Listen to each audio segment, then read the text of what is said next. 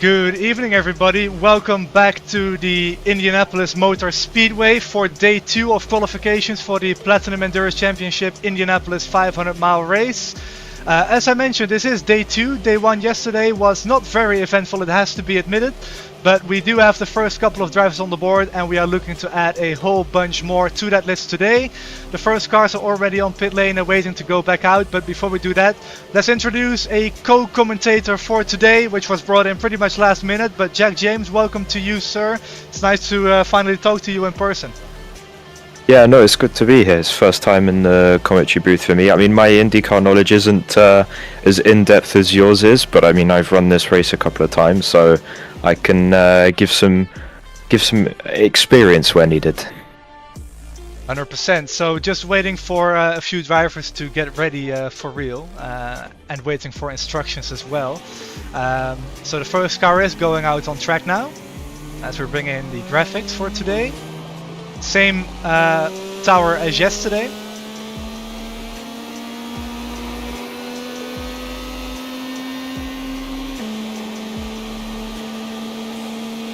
There we go, just resize that a little bit so now it looks proper and pretty again.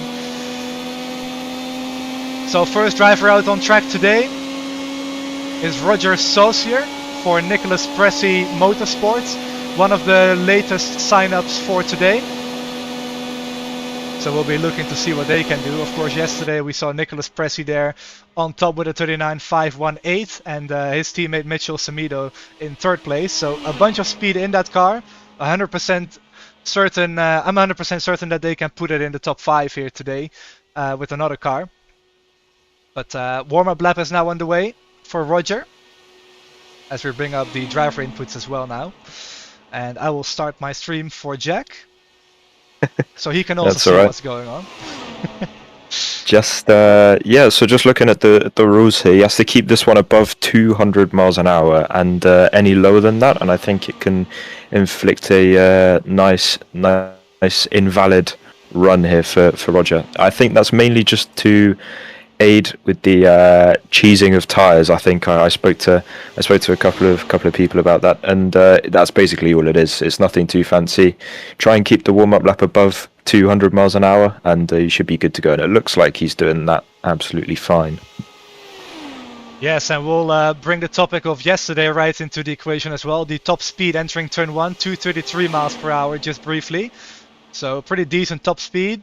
And just like yesterday, you have to really maintain 225 coming off of turn 2 to be within a good shot on the opening lap. We saw some 39.3s even, the high 39.3s on the opening lap, with the average dropping to around about a 39.6 to a 39.7. So if you're within that ballpark, you should be more than safe to make the race. So let's bring up the last 3 lap times. So warm-up lap was a 41.8.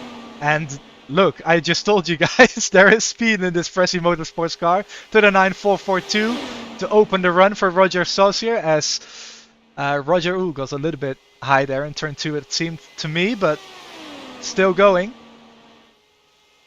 Yeah, no, it should be really interesting to see the steering inputs on this. I mean, it's all about trying to keep the steering as minimal and as smooth as possible for these guys in qualifying here. You see there on the onboard, really smooth coming off of turn 4 there, and that's pretty much all it is. I mean, in qualifying trim you'll see these guys flat throughout the entire lap.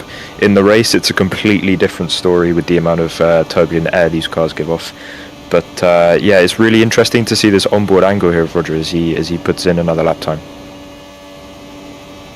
Yeah, and if you remember, Jack, from the sprint series, I believe you did 1 or 2 oval races in that series too. A lot of drivers underestimating the ovals pretty significantly there, not really taking into consideration that turbulent air like you mentioned. So I'll be curious to see how that goes next week. Of course, that's not a worry for now at the moment, but it is something to, I wouldn't say looking forward to is the right term, but I'm going to go with it anyway. Look forward to that. But yeah, no, I think it'll be sort of a slight process of elimination, at least for the first 10 laps. You have the guys that it'll be easy to see who's pretty new to this oval stuff and who's been here a while, because the way that you have to race these cars, especially around a circuit like Indianapolis, where the banking isn't as big as a place like Texas or something like that, you'll really get to see the art of mastering dirty air here. So for the viewers who are just joining us for the first time today, yesterday we had 3 hours of running, and all the times you see on the board at the moment, except for Roger Saucier, who is currently running, those times were all set yesterday. We get another 3 hours of running today. There are no guaranteed runs here today. It's just a completely open track. You have to request to join the queue in either lane 1 or lane 2. If you queue up in lane 1, that means you are withdrawing any previous run you have set. If you haven't set a run, then of course you have nothing to withdraw, so you can just go straight out. And if you go to lane 2, you do not withdraw your previous time, but you of course get second priority. In other words, you go behind everybody in lane 1. So we have the next car on track. Roger Saucier puts in a pretty decent run there to go to second place, just 700ths of a second behind teammate Nicholas Pressey yesterday. So very promising run for that team. Yeah, it looks like they've mastered the work of the IndyCar setup around here. I know that there's big when you get to the top end of the esports scene around here, a lot of teams will keep very hush hush about what they're doing to these spec Dallara chassis to get the most out of the speed. But it seems that these guys that are sitting 1-2 at the moment are doing pretty well. So we've got Vitor Guilherme on track now, and we didn't quite get the latest branding for him there, so we'll just remove that onboard screen. But Vitor for Leaner Energy Racing, teammate to Edson Santos, not to be confused with Lucas Santos, those two are not related. But Edson and Vitor on the Leaner Energy team, very experienced in the legacy cars, mostly the DW12, but also some IR-05 experience. Edson is one of the drivers who does more of the IR-18 stuff, so it wouldn't surprise me if Edson is really the guy behind the engineering for the Leaner Energy Racing car setup here today. But Vitor working his way through turn 4 now, getting his car up to speed. And I believe this is going to open up the run. Yeah, we'll see how the run develops here. I know that in the real world, some teams take different approaches to be super quick at the start, super quick at the end, or sort of stay more consistent throughout the stint. I'm not too sure if the hybrid system allows the push to pass in iRacing, but I'm sure Julien, you'll be able to correct me on that. But we'll see what the first lap looks here as he goes into turn 3 at 232 miles an hour, I think it was. Yes, looking pretty promising, looking pretty stable as well here is Vitor, as he does actually wash out a little bit towards the wall, but no hybrid in play yet. That is coming later in an update, so nothing to worry about that on that front. As the speed is looking really good, second fastest single lap of the day. Yeah, I mean that's a really good start to the run here as he gets very close to the wall there off of turn 2. He's really leaving it all out there very early on in this session. We're only best part of 13 minutes into the session, and we already see drivers grazing the wall off of turn 2. I don't really know what it is about that corner, but when I've driven here in my limited running around this circuit, it's always been turn 2 that I've always found is the more tricky corner. Even considering that all these corners are near identical, it's very strange that it always seems to be turn 2 that's the scary one. Yeah, depending on how you attack that corner, sometimes it can either feel wider or tighter. It's really strange. I completely get what you're saying here.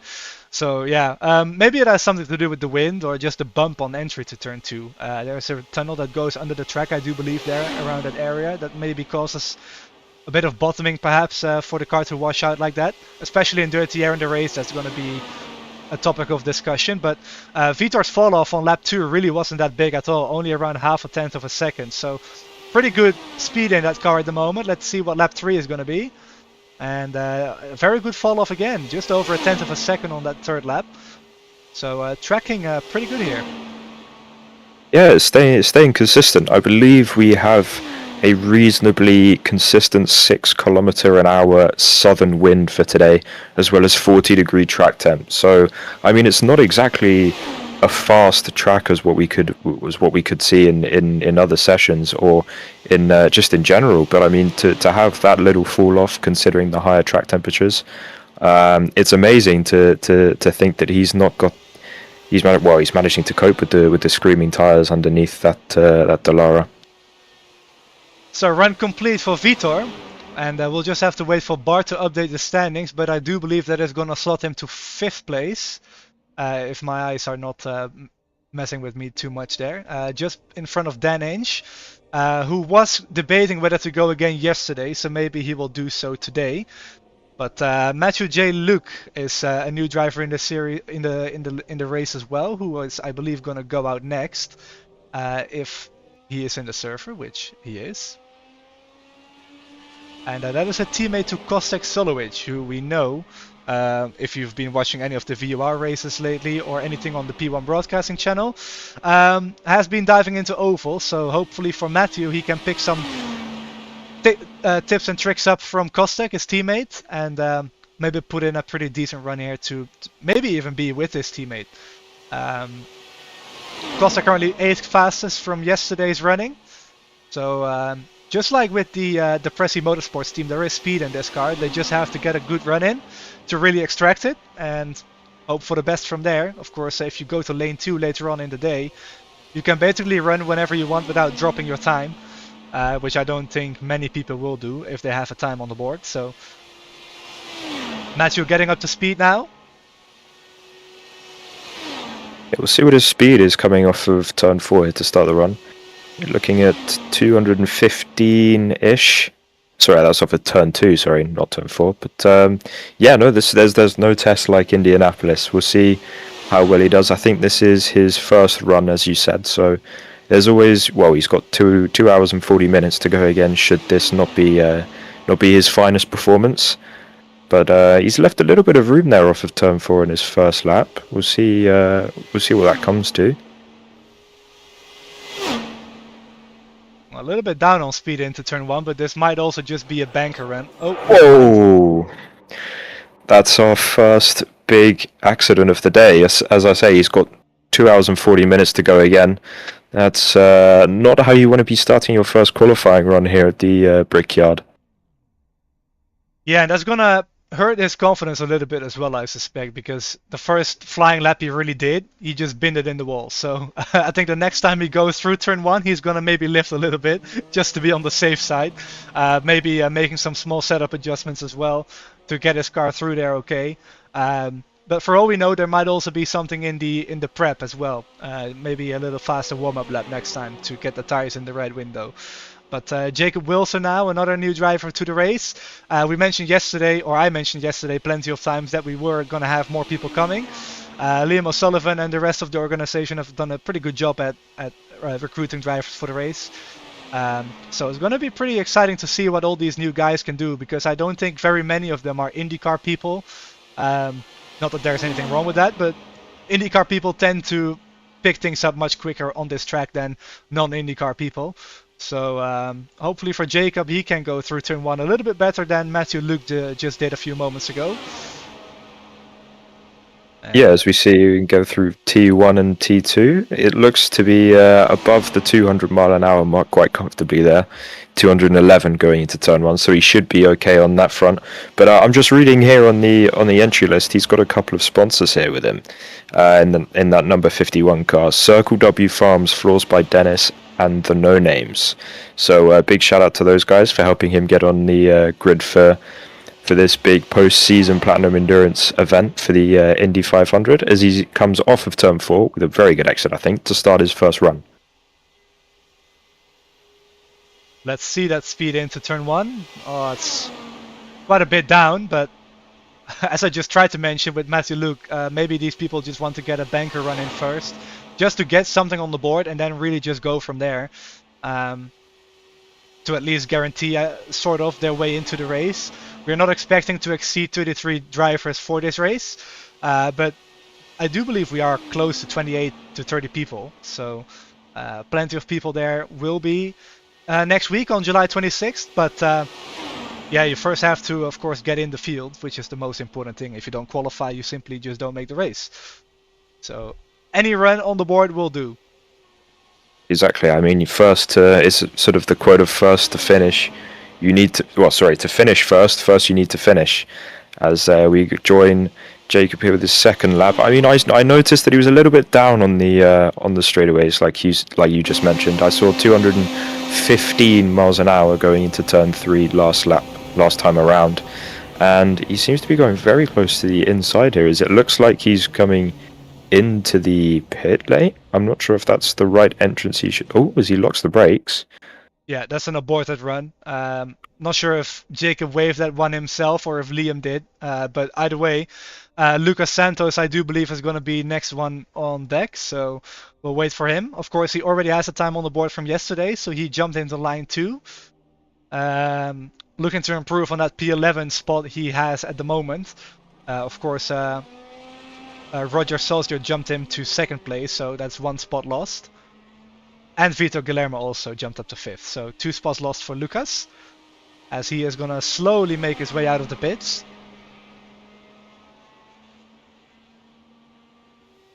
Yeah, we'll see what his warm-up is like. It seems we've had an interesting start to this day 2 of qualifying. I mean, we had the crash just now earlier, the first one of the day. I mean, we should get a little award for that one, for being the first whoopsie of qualifying day 2, and then we had an aborted run. So hopefully we can get back into the momentum of things here with Lucas as he starts his warm-up lap now.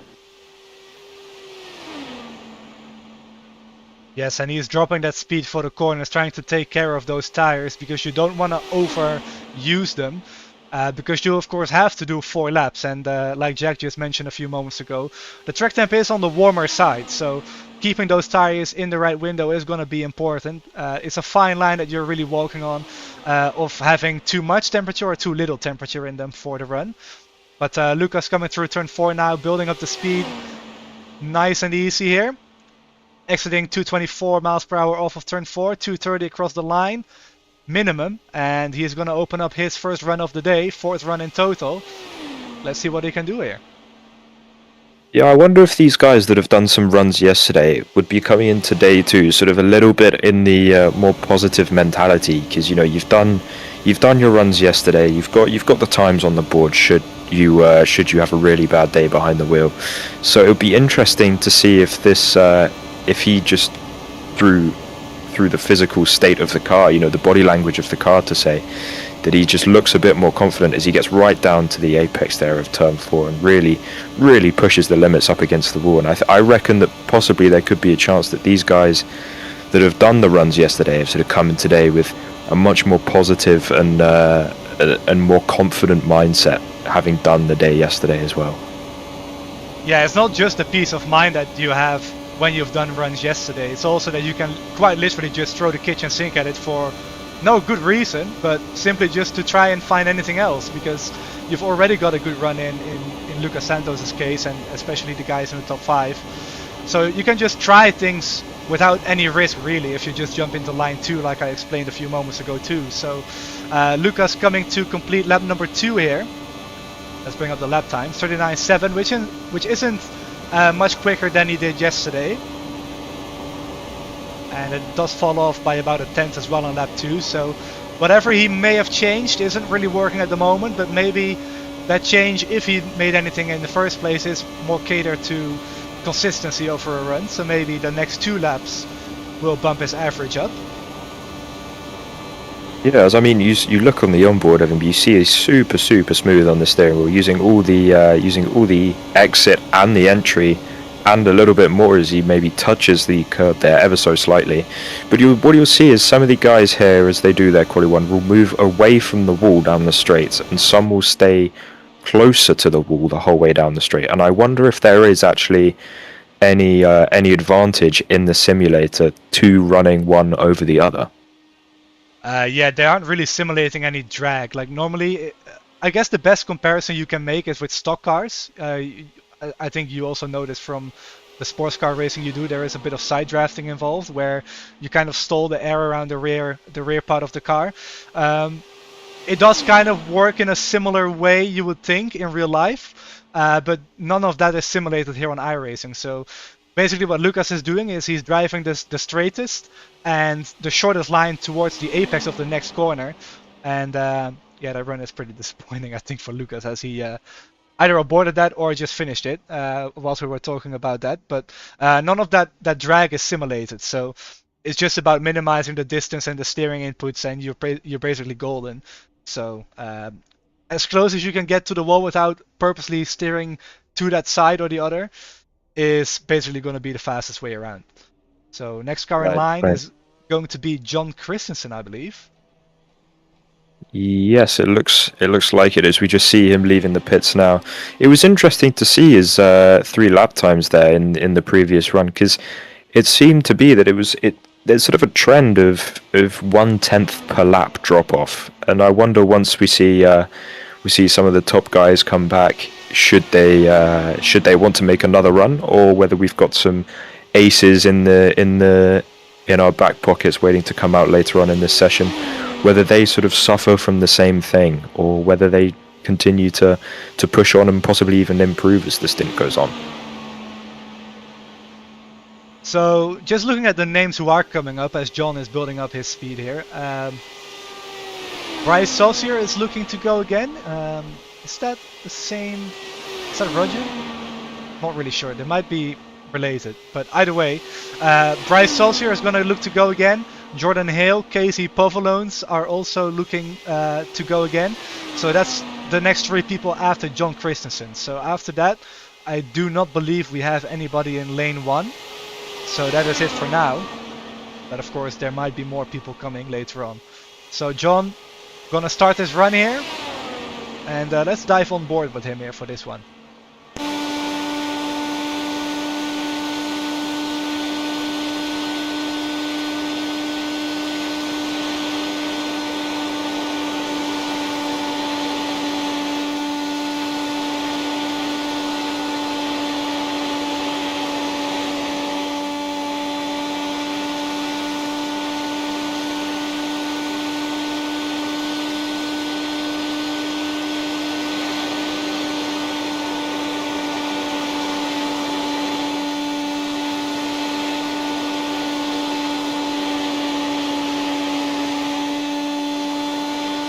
So lap 1 for John complete. Looking very good in turns 1 and 2. Very high in turn 3 though. So that's probably going to hurt his lap time quite a significant amount.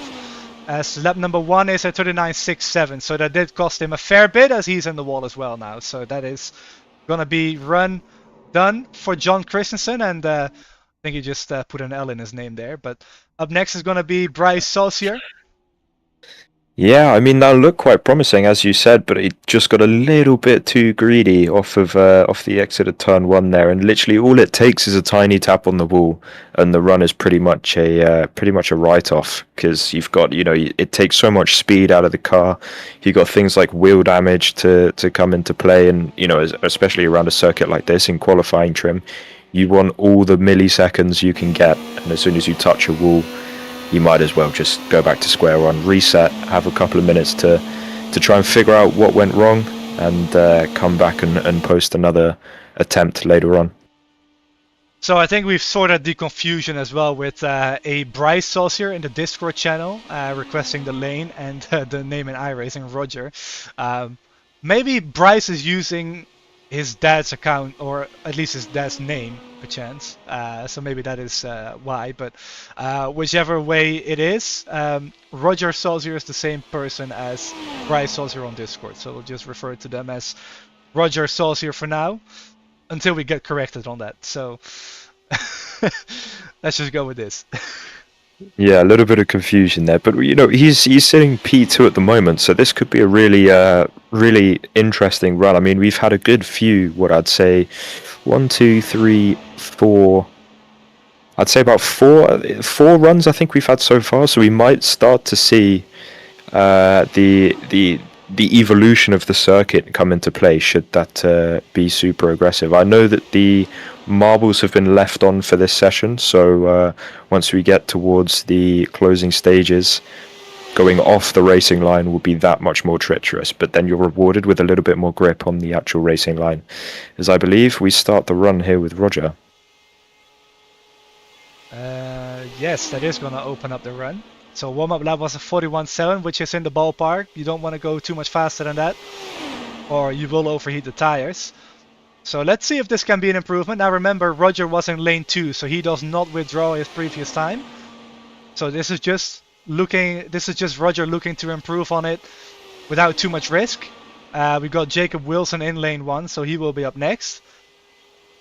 So Jacob will withdraw his 59.999 that he set, or didn't set because he didn't complete it. But that will be the next car out, as lap number 1 for Roger is going to be a 39.442. That's only half a tenth of a second off the fastest lap from yesterday, which was a 39.398 by Nicholas. So like we mentioned earlier on the first run of Roger, there is definitely speed in this car. So hopefully Roger can string the consistency together and maybe even knock Nicholas off the top spot here in this run.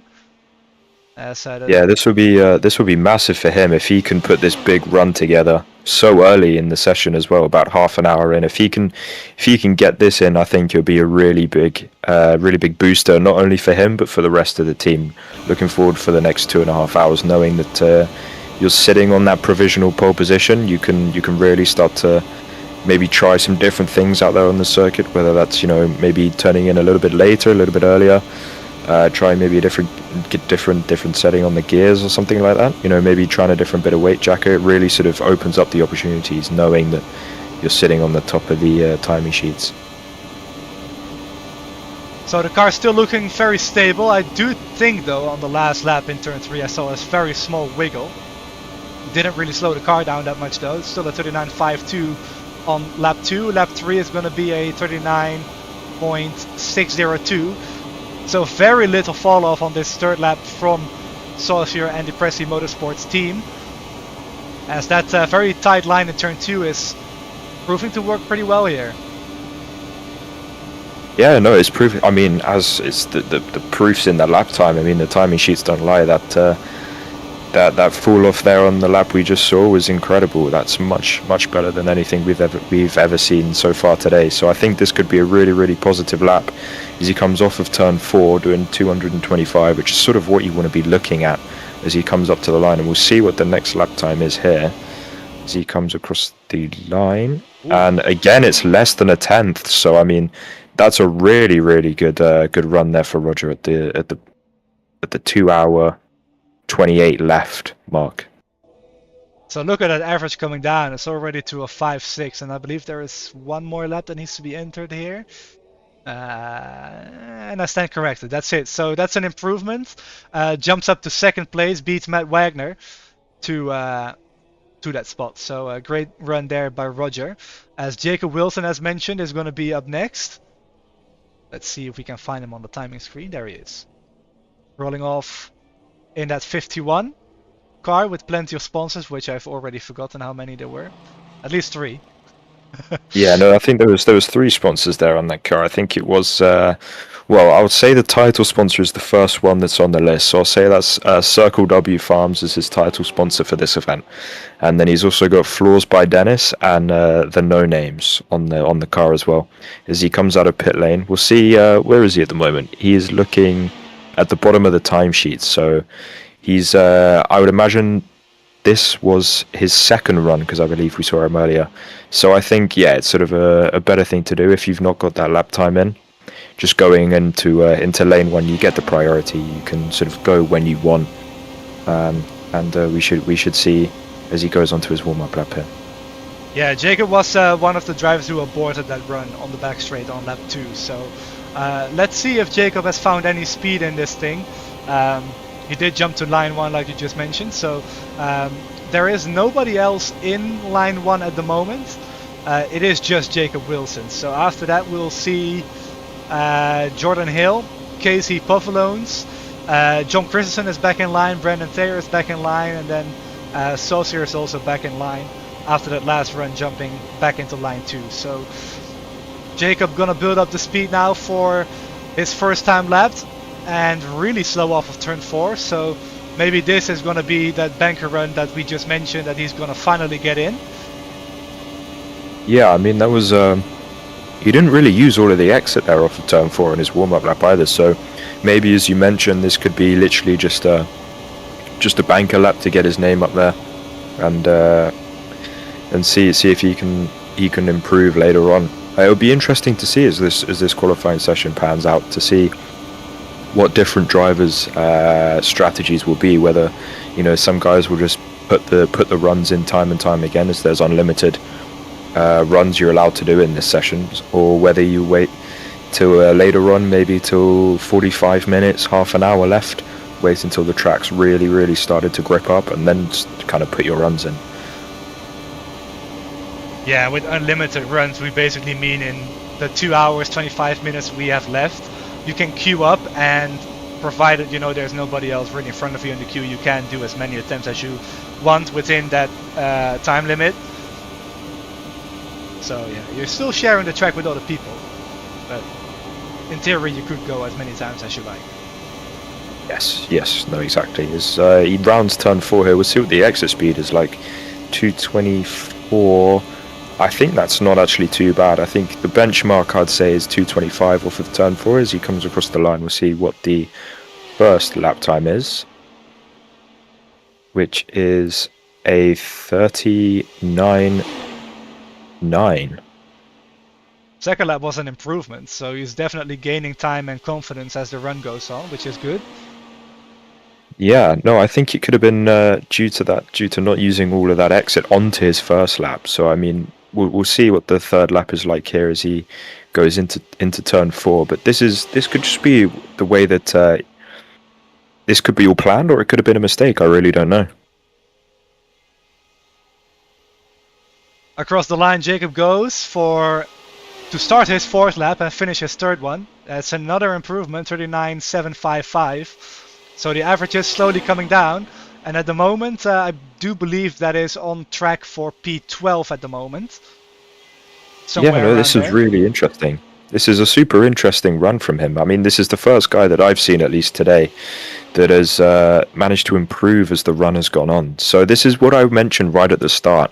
You have some guys that sort of go for the all out on the first couple of laps, and then you see the time starting to drop off, or you sort of have it completely the other way around. Whereas this run in particular, Jacob in the 51 here, doing a 39.87, and now he's just gone back to an 8.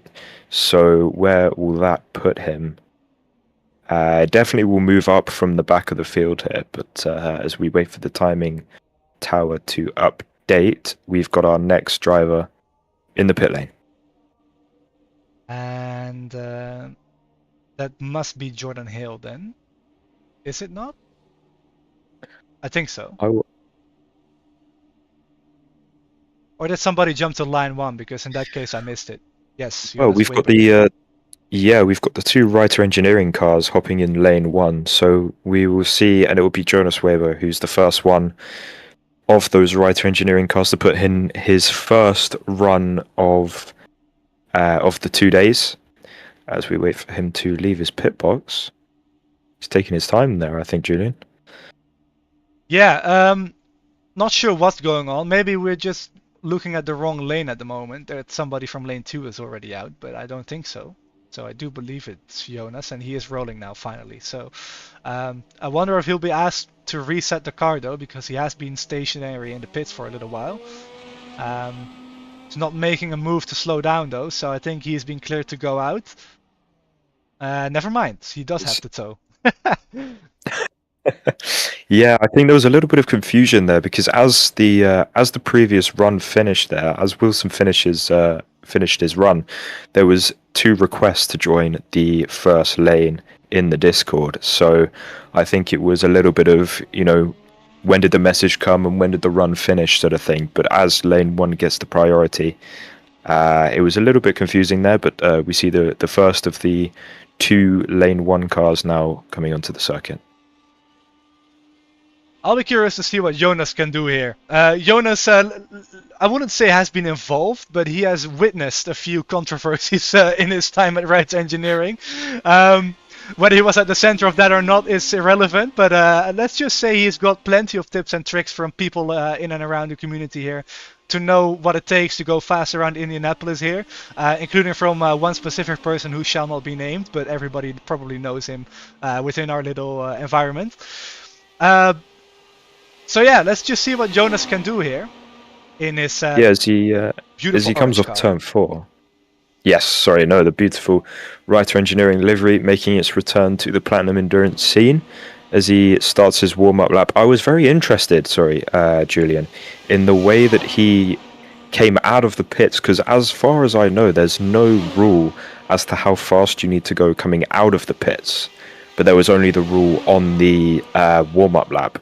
And I noticed that coming into turn 3, he's been going a little bit slower than the rest of the other cars, and that's sort of a very good tactic that he's managed to read in between the lines there of the rulebook, and that might be able to give him just that tiny bit more performance over the rest of the runs that we've seen so far today, to maybe bump him that 1 or 2 place higher up as he comes off of turn 4 and starts his run into turn 1 at 231 miles an hour.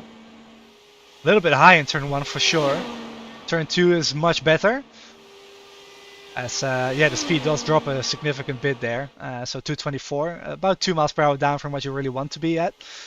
But this is just Jonas's first run. He's got plenty of time, like we covered for a couple of other people already. So it's just about getting a run on the board and then just going for broke later on in lane 2. So Jonas coming out of turn 4 to complete his first timed lap. Remember, it's an average of 4 laps, so Jonas still has 3 more laps to go. As the speed across the front straight isn't really there, but I think Jonas's car is more set up for the turns as he just hits the wall, and that's the first run done. It seems like every time that we bring up somebody putting in a banker run, 10 seconds later they're in the wall. Yeah, it seems to be the commentator's curse of today, having the banker lap mentioned, and it seems to be turns 1 and 2 that are the trouble corners today. I mean, especially we've seen 2 cars graze that outside wall on the exit of turn 1. So maybe that southern wind that we've got with us today at the Indianapolis Motor Speedway is just toying with the front end grip of these Indy cars just slightly more than what the drivers have been preparing for. Absolutely. That first lap by Jonas wasn't too bad though, at 39.6, despite being way off in turn 1 and 2, I believe that was. So up next is the second Writer Engineering eSports driver, and I have to read this name again to make sure I believe it's Javier Talavera. Do I pronounce that correctly? Yes, there we go. I believe so. Perfect. So Talavera is going to go out next, the second Writer Engineering car. Perhaps getting some info from Jonas there, the 2 teammates. So I guess this will be the first real indication of what a Writer car can do here. Yeah, we'll see the slight difference in the 2 liveries here. Jonas running the darker alloyed Firestone tires, whereas Javier here looks like to be running some sort of chrome or white. I can't quite tell the difference there. My vision isn't too good these days. But we're seeing the same thing as from what Jonas did, with that slower run to the warm-up lap to potentially give that extra bit of performance over the run. But I mean, the one thing that they need to be careful is, will they have the temperature by the end of that warm-up lap? Because if you think about it, they're sacrificing the best part of 3/4 of a lap to get temperature into those Firestones in the first place. And you have to remember as well, you have to stay above 200, cutting it very close here. This is very close.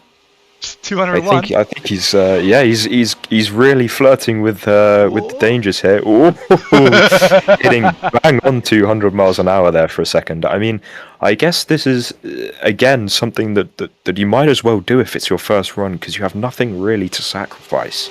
You don't have any time to keep, or any time that you've sacrificed to go into the first lane. Remember, this is a first lane car.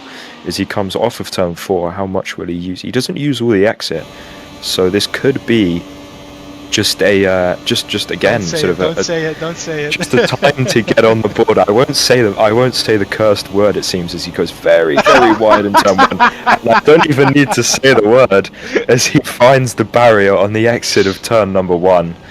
And it seems that this strategy that the Writer cars have accounted to, of going slower on that lap to the warm up, it just might not be working for them. I'll throw another curveball here. I think their setup isn't optimized for the updated car and track. I know they've got a pretty big database, but that is until the previous iRacing season. So I think it's more related to that than the warm-up plan, because I've seen it work plenty of times. Exactly what they've been doing. I've executed it myself a couple times as well, and it's worked then. So It's very interesting. that's what I'm guessing. That it's something related to the setup and not necessarily the prep. Yeah, I mean that just then again it can put that puts emphasis on just how important setup is, especially at a circuit like this. As I said earlier on in the broadcast, you know, the teams will test and test and test and test, literally just by trial and error to find the best possible performance for these cars around this circuit, as it is all completely identical. Any of these cars that you see here today, they will all be identical in terms of performance. I mean, you'll see some with a Chevy engine, some with a Honda engine, as we see Vitor going onto his warm-up lap for, I believe, his second run of the day. I don't know if he had a time on the board previously, but this is another lane 1 car. So whatever time that he would have had before has been scrubbed off the chalkboard, so to say, as he starts to gather the miles an hour up to 211 it is, yeah, into turn 3. And this is where he'll start to build the speed to start his, I believe, second run of the day. Yeah, he did have a time on the board. Maybe the language barrier means that he is by accident withdrawing his time, because he was currently 5th quickest. So I'm not sure why he would withdraw, but Vitor going again. Maybe he doesn't have the time of day to go again after this. So maybe he's just putting all his money on this one. But yeah, very promising speed through turns 1 and 2 here. Yeah, I mean, it looks very promising. I mean, I really respect the confidence, as you say, sitting P5 at the moment with a 39.6345. But I really respect the confidence. You know, to be sitting P5, I know that I probably wouldn't be one to sort of throw it all out the window for a banzai attempt, which it looks like it's going to be here, as he goes right up to the edge of the wall off of turn 4. And I think I saw 226 off of turn 4, which could mean this is a monster lap for the start of this run, as we wait for the first lap time to come in, which is a 39.5. So that's the second quickest lap time off the bat that we've seen today on lap number 1. Maybe he's got a holiday coming up in Vegas that he's betting all his money on it. Yeah, it is summertime after all, so maybe he's gonna go somewhere. Yeah, maybe he's put all on red, and so far it seems to be going pretty well for him. So let's see what the second lap is going to be. Like you mentioned, second best opening lap here, so that's gonna look pretty promising for lap 2, and it is a 5.63, very consistently in the 39.5s at the moment. Yeah, the fall off of half a tenth is really going to do him well here. If he can keep up this degradation curve, this could be a very, very positive lap for him. As we see the steering wheel slightly off to the centre, and you'll see that with a lot of cars here today. The drivers will run a slightly out of sync steering rack just to help with the ease of turning into corners at north of 220 miles an hour here at the Indianapolis Motor Speedway. So lap 3 is a 39.674, so about a tenth of fall off now. But that half a tenth fall off is going to help him out later, like you mentioned. So he's just got one more lap to go, cutting it close to the wall again on exit though, like we've seen plenty of people do today. Do have confirmation from Nicholas Pressey, team owner of Pressey Motorsports. It's complicated, but Roger is actually Bryce. It's the same person, so we'll just refer to them as Bryce then, going forward. But Vitor Guilherme coming out of turn 4. Yeah, so we'll see what he does on the way to the line here, as we'll have to wait a second for the times to update and come through to us. Ooh, okay. I reckon that 2/10 in fall off might have sort of cancelled out that half a tenth that he sort of gained, so to say.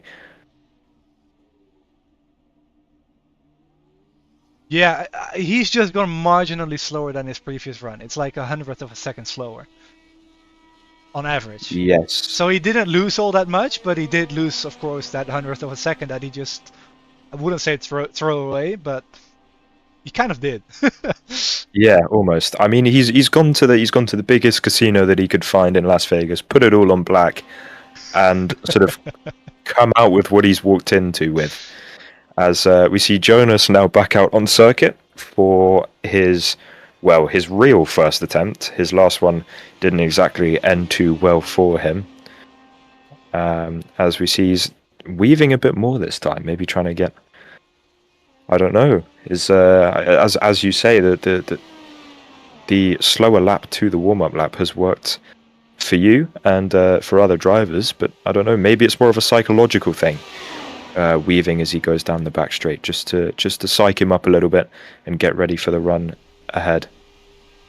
I'll tell you what, that run plan Jonas was just executing and is doing again. That I believe originates from the person who shall not be named. He was a teammate of ours before he joined Reiter with Jonas and then moved on to another team. So I think that is still very much the game that Jonas is playing here.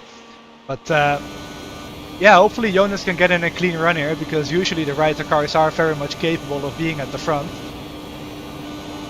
Yeah, no, I've done a couple of races for the Reiter engineering team in the IndyCar scene, and to be honest with you, the setups that they develop are and more than capable of being right at the sharp end of the field. As he goes very wide out of turn 4, missing the apex by quite some margin, as we see his first time come in, which is a 42.1. Yeah, that's the warm-up lap. So he's got... That is the warm-up lap. My bad. He's working on lap 1 now of his run. I should probably bring the driver inputs up then, in that case. There we go. Yeah, there we go. It's only 50 or so minutes into the broadcast, and I'm already having a couple of brain farts here and there. You and me both. It's not. You would think it's easy to watch drivers make the same left turn for, well, this is about to be the 4th hour that I've done this now. You would think it's easy. It's really not. Trying to keep it entertaining for not only yourself but especially the viewers. It's a skill that I wouldn't say I have, unfortunately. Yeah, no, it's the first time that I've really done this, and it is quite complicated. I mean, I'm lucky enough to run triple screens for iRacing. I've got one on the left with the entry list with all the drivers and their beautiful sponsors. In the middle, I've got the broadcast with the timing tower. I've got the drivers' inputs as we see Jonas come off of turn 3, or is it 4? No, that would be turn 4. And then to the right of me, I also have the 2 lanes on the Discord to be able to figure out who is up next in this qualifying session. Yeah, I also have 3 screens, but I can only use 2 because the 3rd one is for racing. So I'm a bit limited. Let's just keep it at that. But next person in line for lane 1 is going to be Casey. And after that, Vitor is going again, putting all on red or black. You just said. I'm not an experienced gambler, so I wouldn't know playing poker. But Yeah, I'm not too much of a gambler myself. I'd like to. I don't really like my chances in putting a lot of money on a number at a table. But I mean, there's plenty of people that do it, and plenty of people that earn a lot of money doing it, and fair play to them. But one thing I would like to mention is how, as this session's developed, the lane 2 has almost been completely neglected. I mean, we still have about 3 or 4 drivers waiting in that lane 2, but since we've had some more people coming in for their first run of the entire event, the lane 1 has really sort of been the prime spot to be at the moment. yeah, you're actually right. I was just looking at that too. It's very interesting how empty that lane is. But of course, if you're already in that lane, you can't put in another request to go out again, because that would basically put you at the end of that, as Jonas Weber now finishes his run. Whilst we were talking about all of that. So a very decent 2nd and 3rd lap. Lap 4 wasn't too great, but that does put him up to 7th place.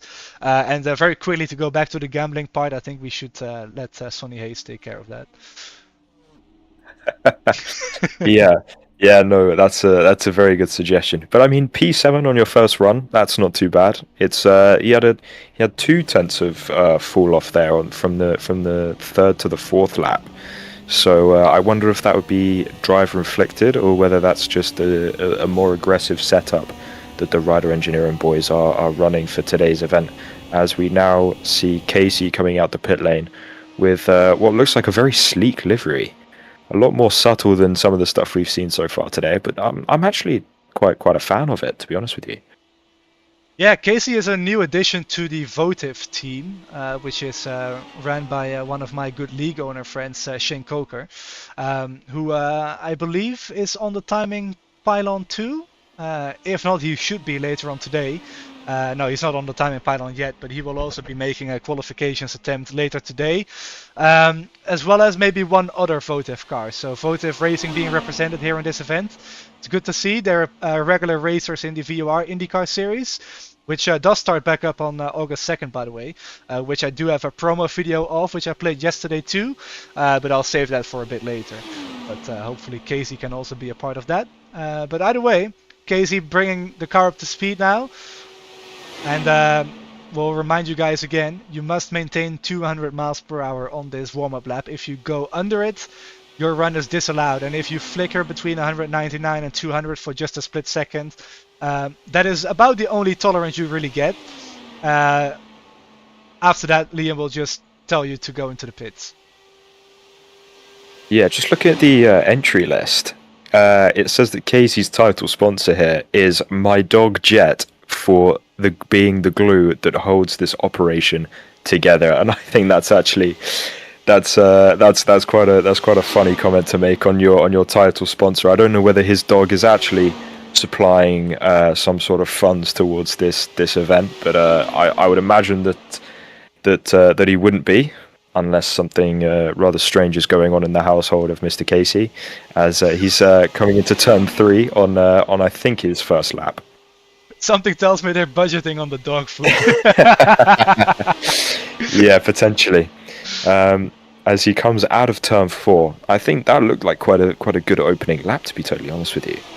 Well, we'll find out how good it is as Casey comes across the line here. And it is a pretty decent one, 39.633. Not too bad, it's certainly not great, but it will get you in the field comfortably, as long as you can keep your run speed consistent.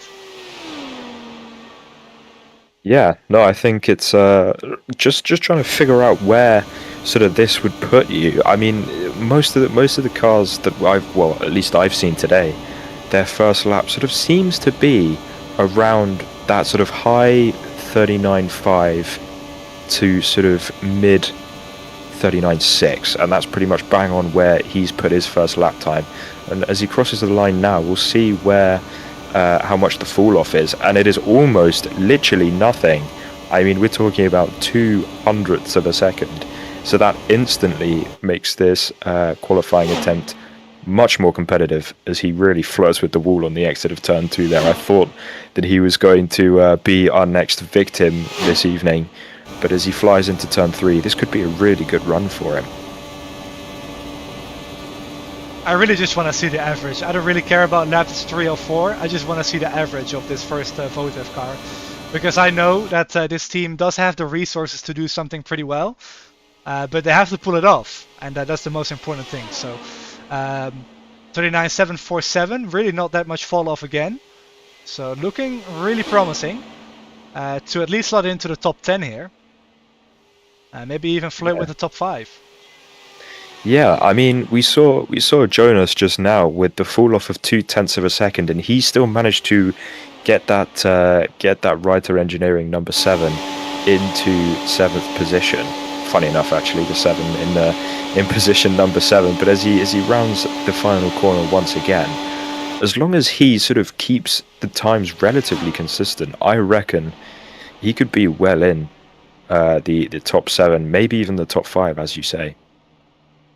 And that average is gonna drop from a 39.72 at the moment, from 3 laps completed, to something probably in the 0.8. Just have to wait for Bart to update it, unless that's already updated, and now it's sorted in. So that is P8 for Casey on a 39.72, and to get really technical here, that's a 7.200. That's pretty good accuracy, if you ask me. But I mean, he was, yeah. maybe I was a little bit ambitious with that last lap, how much performance he had left in those Firestones. But I mean, still being in the top 10 on your first run, I think you were right in saying that these guys really, really know what they're doing. And I was jumping ahead of myself here. We got Vitor Guilherme up first, and then we've got Rodin Eeftink. I think that's a Dutch name, so that should be easier for me to pronounce. But looking to get the cameras on Vitor. There we go. Again, jumping to lane 1. So withdrawing whatever time he has now is that 39.642. So that is basically being deleted, and Vitor is going to try again to improve on that. Being in the priority lane, so you can effectively move everybody from Dan Ench on back up a position, because Vitor technically doesn't have a time at the moment. Yeah. Okay. So he's obviously being in lane 1, his time gets deleted. But I mean, the last run he did was still pretty good, if I remember correctly. So he's in P5, but effectively cross that out and scrub that off the board, because regardless of what lap time over the average he does in this run, that will be his new time. So even if he doesn't go faster, and that's really not what you want to see. That's our 5th place car, Mr. Vito. I'm not even going to attempt to say the second name, but he's found Guilherme. He's found the wall, and that's going to be heartbreaking. So here goes Rodin Eeftink, and I have to say, for a Dutch name, Rodin is not very common, I don't believe. But at least Eeftink is easier for me to pronounce. So yeah, there goes Rodin off into to the pit exit, and I believe somebody else has thought they could go, as I hear some tire smoke. But the number 18 looking to roll off here, very slowly. Yeah, I believe there was, because it said after Vitor, Jonas in the number 76, sorry, not the number 7, the number 76 was set to go again, looking at the lane 1 queue, but it seems that he's either... Oh, as we've got 2 cars out on circuit. Okay.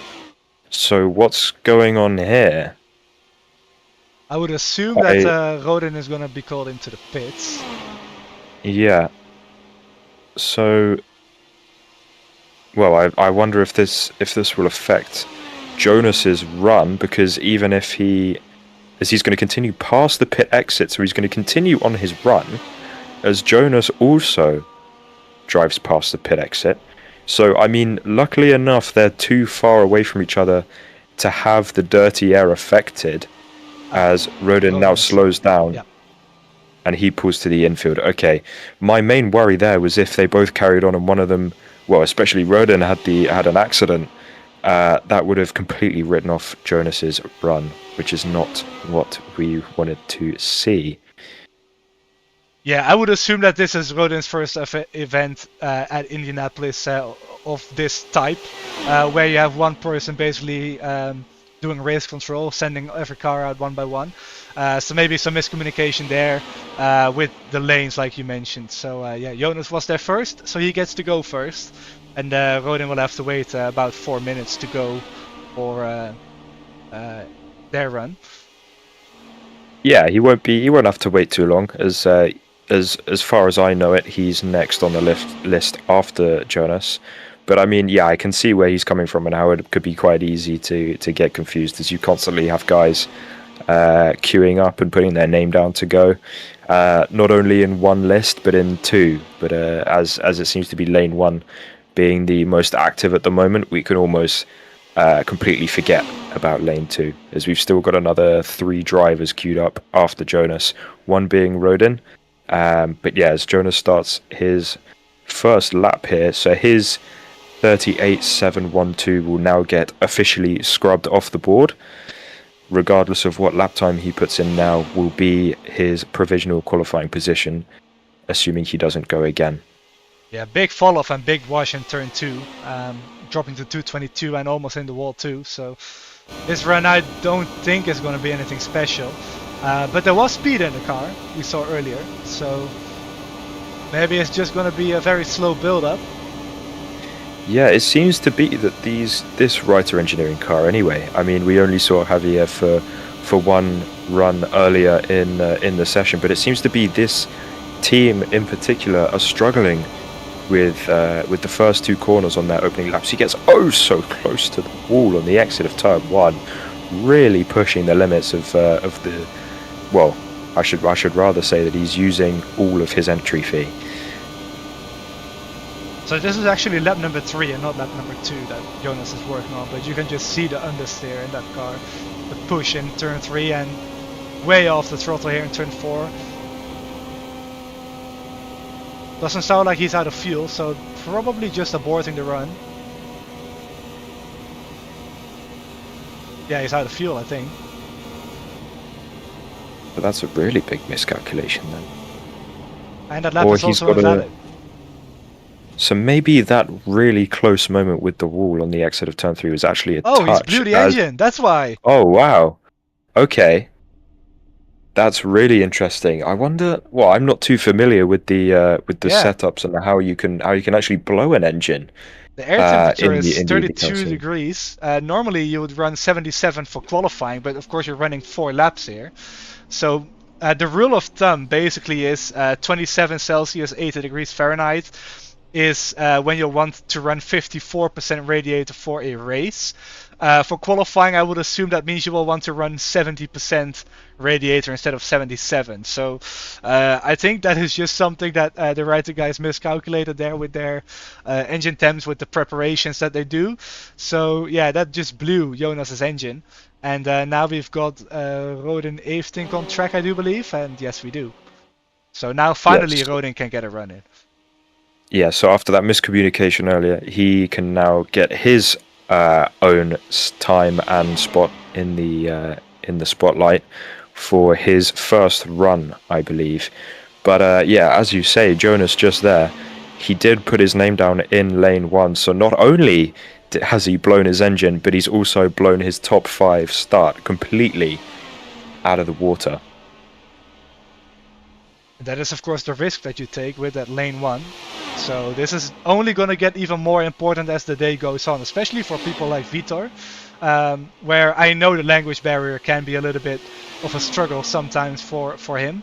So hopefully it all works out, but Jonas at the moment all the way down in P18, he was the most recent driver to run, so he does get sorted that way, being in front of Vitor, Matthew, Luke and Javier Talavera. So Rodin now going to start the run. Yeah, we'll see. We will see. This is his warm-up lap, yes, going onto his first lap. Yeah.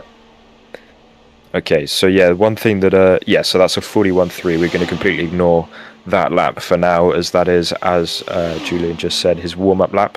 So he's mainly going to be getting the car, well, trying to keep the tires mainly as cool as possible, trying to save them all.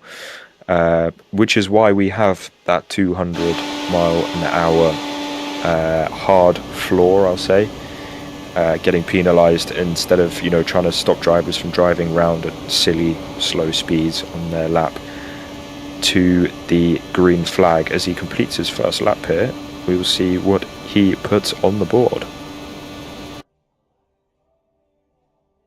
Oh, okay. Is that me? Okay. Something went on there. At least the first lap was a 39.8. Ah, there we go. Okay, so clearly some network issues there for Rodin, but yeah, the 39.8 for the first lap, that's a little bit further off than what we've seen so far today, so we won't expect anything crazy like a top 7 or top 8 result from this run. But as long as he can get a time on the board, I think that's the most important thing, considering we believe this is Rodin's first time doing an event here at Indianapolis. And lap 2 is, I was going to say an improvement, but just a tick slower. An 8.71. Yeah, it's interesting to see. I mean, as I said earlier in the stream, these guys are and will be running completely flat out the entire time around this circuit here for the 4 laps, depending on if you can get the line absolutely right by the time you get to lap 4. maybe there'll be a tiny lift here and there if you make a couple of mistakes. But what my brain has gone straight to in terms of why Rodin would be a little bit further off is just potentially he could be running slightly more aerodynamic downforce, which obviously creates more drag, but then means more consistent times across the 4 laps, as we saw there, with the 39.8, 39.8, 39.8, all just falling off by what seems like 400s, 500s, and then 300s at the end there. So it looks like he could be running slightly more downforce. We'll see how this affects his run over the long period of 4 laps, as I believe he's completed his 4th lap now. And that is, okay, so literally 1/100th fall off there at the end. So yeah, I would assume he's running slightly more downforce than the rest of the other competitors, which will then put him into, as we wait for the timing tower to update once again. And there we go, that's an 8.76, so that will slot Rodin into 15th place. Not a bad first run at Indianapolis, assuming that's his debut there. So good showing as Jordan Hill now going out on track. Yesterday was very much the Jordan Motorsports show of them trialing and erroring a bunch of setup changes, and whatever they tried didn't work until they literally were like, oh, there was a default option that is optional, of course, as I said. Maybe we'll give that a go. And they gave it a go and they instantly improved. So they can only go up from there, as Jordan is going to build up the speed now for the warm-up lap. It's an interesting approach, actually, coming into the qualifying session yesterday with the view of, okay, we're just going to use this entire session to trial and error and try and build a good setup for well, what seems like to be today and then the race next week. But it's an interesting approach to do that, sort of live broadcasted to not only the rest of your competitors, but the rest of the world. I mean, surely you'd want to keep some sort of privacy to how you build your setups. I mean, we don't see any of the actual values that these guys run, but I'm sure that people can sort of judge how you're going to be performing based off the times and the average speeds you're running, surely. It's a bit hard to tell usually though. Like sometimes there's more obvious changes, for example the wing angles and the wickers on the rear especially, but also the toe ins and the toe outs you can visually see. But after that it's going to get a little bit more tricky though. So maybe they've played around with stuff that is not related to those things.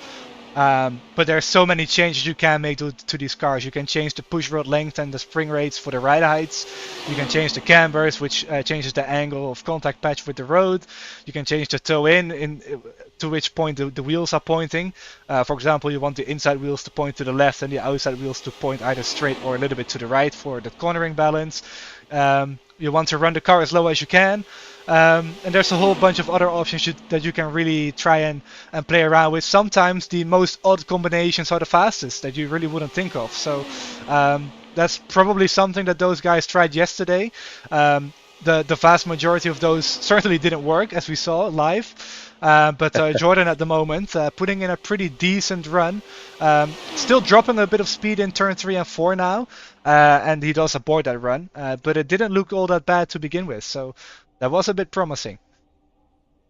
Yeah, I mean, as you said, putting on the baseline, well, the recommended setup for that is provided by the series, I believe, instantly improving on that. You can definitely take that away, sort of dissect that setup and understand what makes it go fast. And it looked like they sort of had done that pretty well in that, well, half, maybe 3/4 of a run that we saw as Mr. Christian Ortiz now comes out of the pit lane to start his run.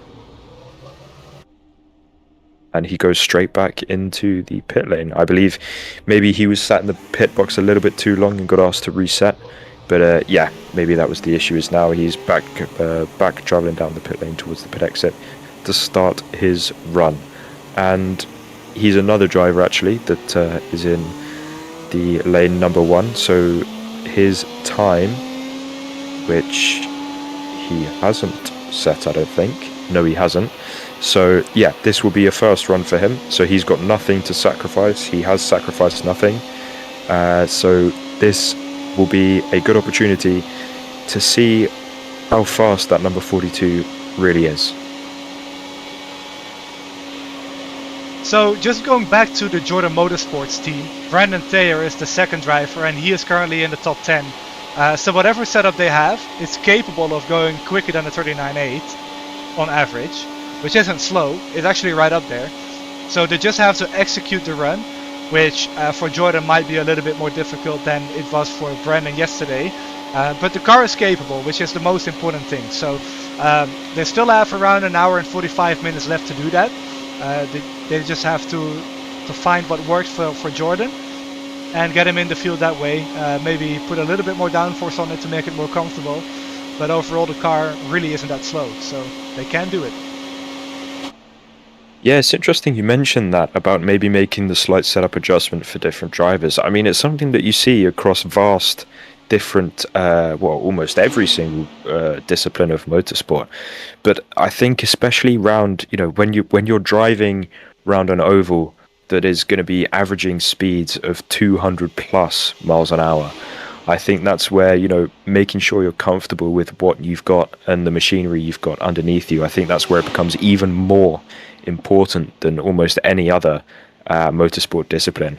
And I think that that's something that maybe they need to focus on a little bit more, and hopefully they will do, and I'm sure they will do, for when they run again. And they've got the whole week to build something for the race. Exactly. This is only qualifying. They have the race this time next week, I believe. So they have a whole week of testing they can do. This isn't like the real thing. There's not only certain testing times you can do. Testing is, as far as I know, unlimited up until the event. The only thing that I do know is that the weather conditions have not yet been released for the race this time next week. So teams can do as much testing as they want, but all of it could potentially go out the window if the weather conditions throw up something that is really out of the blue and unexpected. And of course that will all be determined based on what the organization thinks is going to race the best. Of course, this is not real life as much as people think. This is a simulator, it should be like real life. There's still a whole bunch of settings and options and whatever else you can really do and adjust to tweak the racing that you really want. It's actually done very commonly here in this IndyCar community because the tire model isn't really optimal. So the community has offered and tried to make fixed setups that race a certain way, that promote tire degradation that you see in real life, which in an open setup race you normally wouldn't have, because of course you're trying to get every advantage you can get. So no tire wear is always better than having tire wear, for example. But that's going to be an important aspect for the race next week, because it can either be very cold or it's going to be very hot, and that will of course be up to the organization to determine. Whichever way it will swing, we'll have a green-white checkered attempt next week. So make of that what you want. But yeah, that's going to be the most interesting topic of discussion, I think, for the upcoming week, of what the weather is going to do. At the moment, though, it's not doing anything because it's been static for the whole 2 days. 40-degree track temp. 104 Fahrenheit that is, and the air temp, as we just covered upon with Jonas' engine blowing up, 32 Celsius or 90 degrees Fahrenheit. So a pretty hot static day here in Indianapolis, but of course that's all to promote the most fairest of competitions here in qualifying. But Christian Ortiz's run is done. That's a 40.262 average, which is going to put him to 17th place, just in front of Mattias Marcomini. So the poker player Vitor Guilherme is up next. Yeah, we'll see what he can do. I was really hoping that Christian there would have a really good end to the run. I saw that I was going to mention there just before he finished his run how consistent that run was. The drop off again was really, really minor compared to some of the other cars we've seen so far today. But unfortunately, that last lap being a 0.9 really sort of put an end to anything slightly competitive, as he is now down into 17th position with a 40.262. So undoubtedly he will put in another request. I would expect that to be a lane 1 request, as I'm sure many drivers won't be happy with a position that's down in P17. That's not really worth keeping, as Mr. Poker Player, Mr. Vitor, goes on to his warm-up lap, staying right on the bar there at 200 miles an hour. Now sort of picking up the speed a little bit, going up to speeds of 205 for turn 1 and 2. He's really keeping this one low. Some of the drivers are sort of driving the lap a little bit faster than this, as he goes down to 187. I don't know whether that was a slight glitch in our telemetry software there, or whether that was a lift from him. I assume it was a small technical fault, as I didn't see him slow down at all, as he takes the green flag for lap number 1.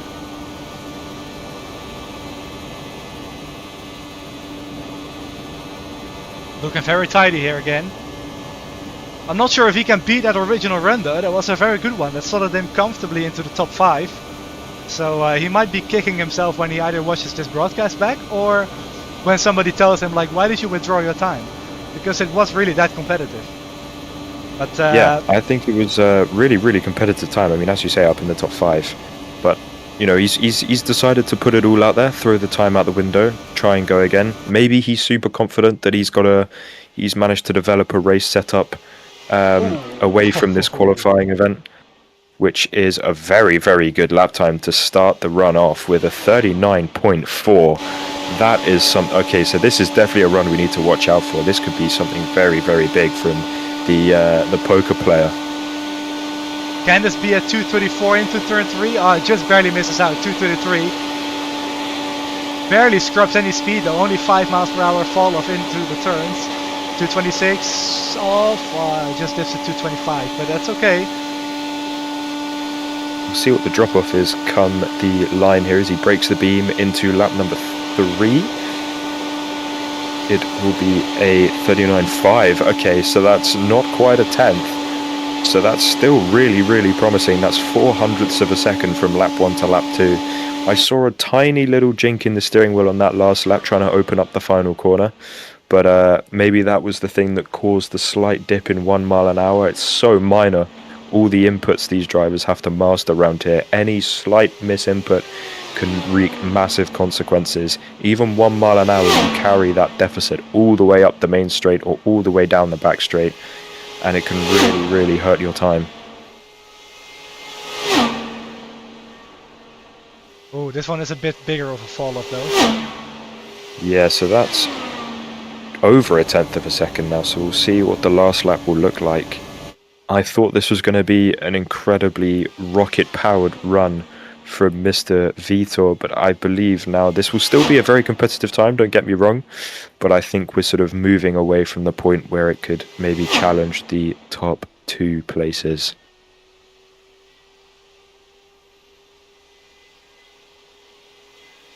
I wonder if it can be a top 3 run though. This is going to tell us. It might be able to. This is a big moment here as he crosses the line. It's a 39.8, so that is quite a large fall off, and it puts him into P5. So he slots in just above of Danich and just behind Mitchell. So I think he has no reason to put in another request for lane 1, but as I'm sure time will tell. Well, if he follows the same trend he's done all day, I think he's going to go again in lane 1. I wouldn't mind seeing that. I mean, it would be a very entertaining storyline, or very entertaining in general, sacrificing 2 potential top 10 starts for a completely new time, as we see Jonas now out for his 3rd attempt. The first 2 really not going his way. One ended in an unfortunate contact with the barriers, and the other one simply with him cooking his engine.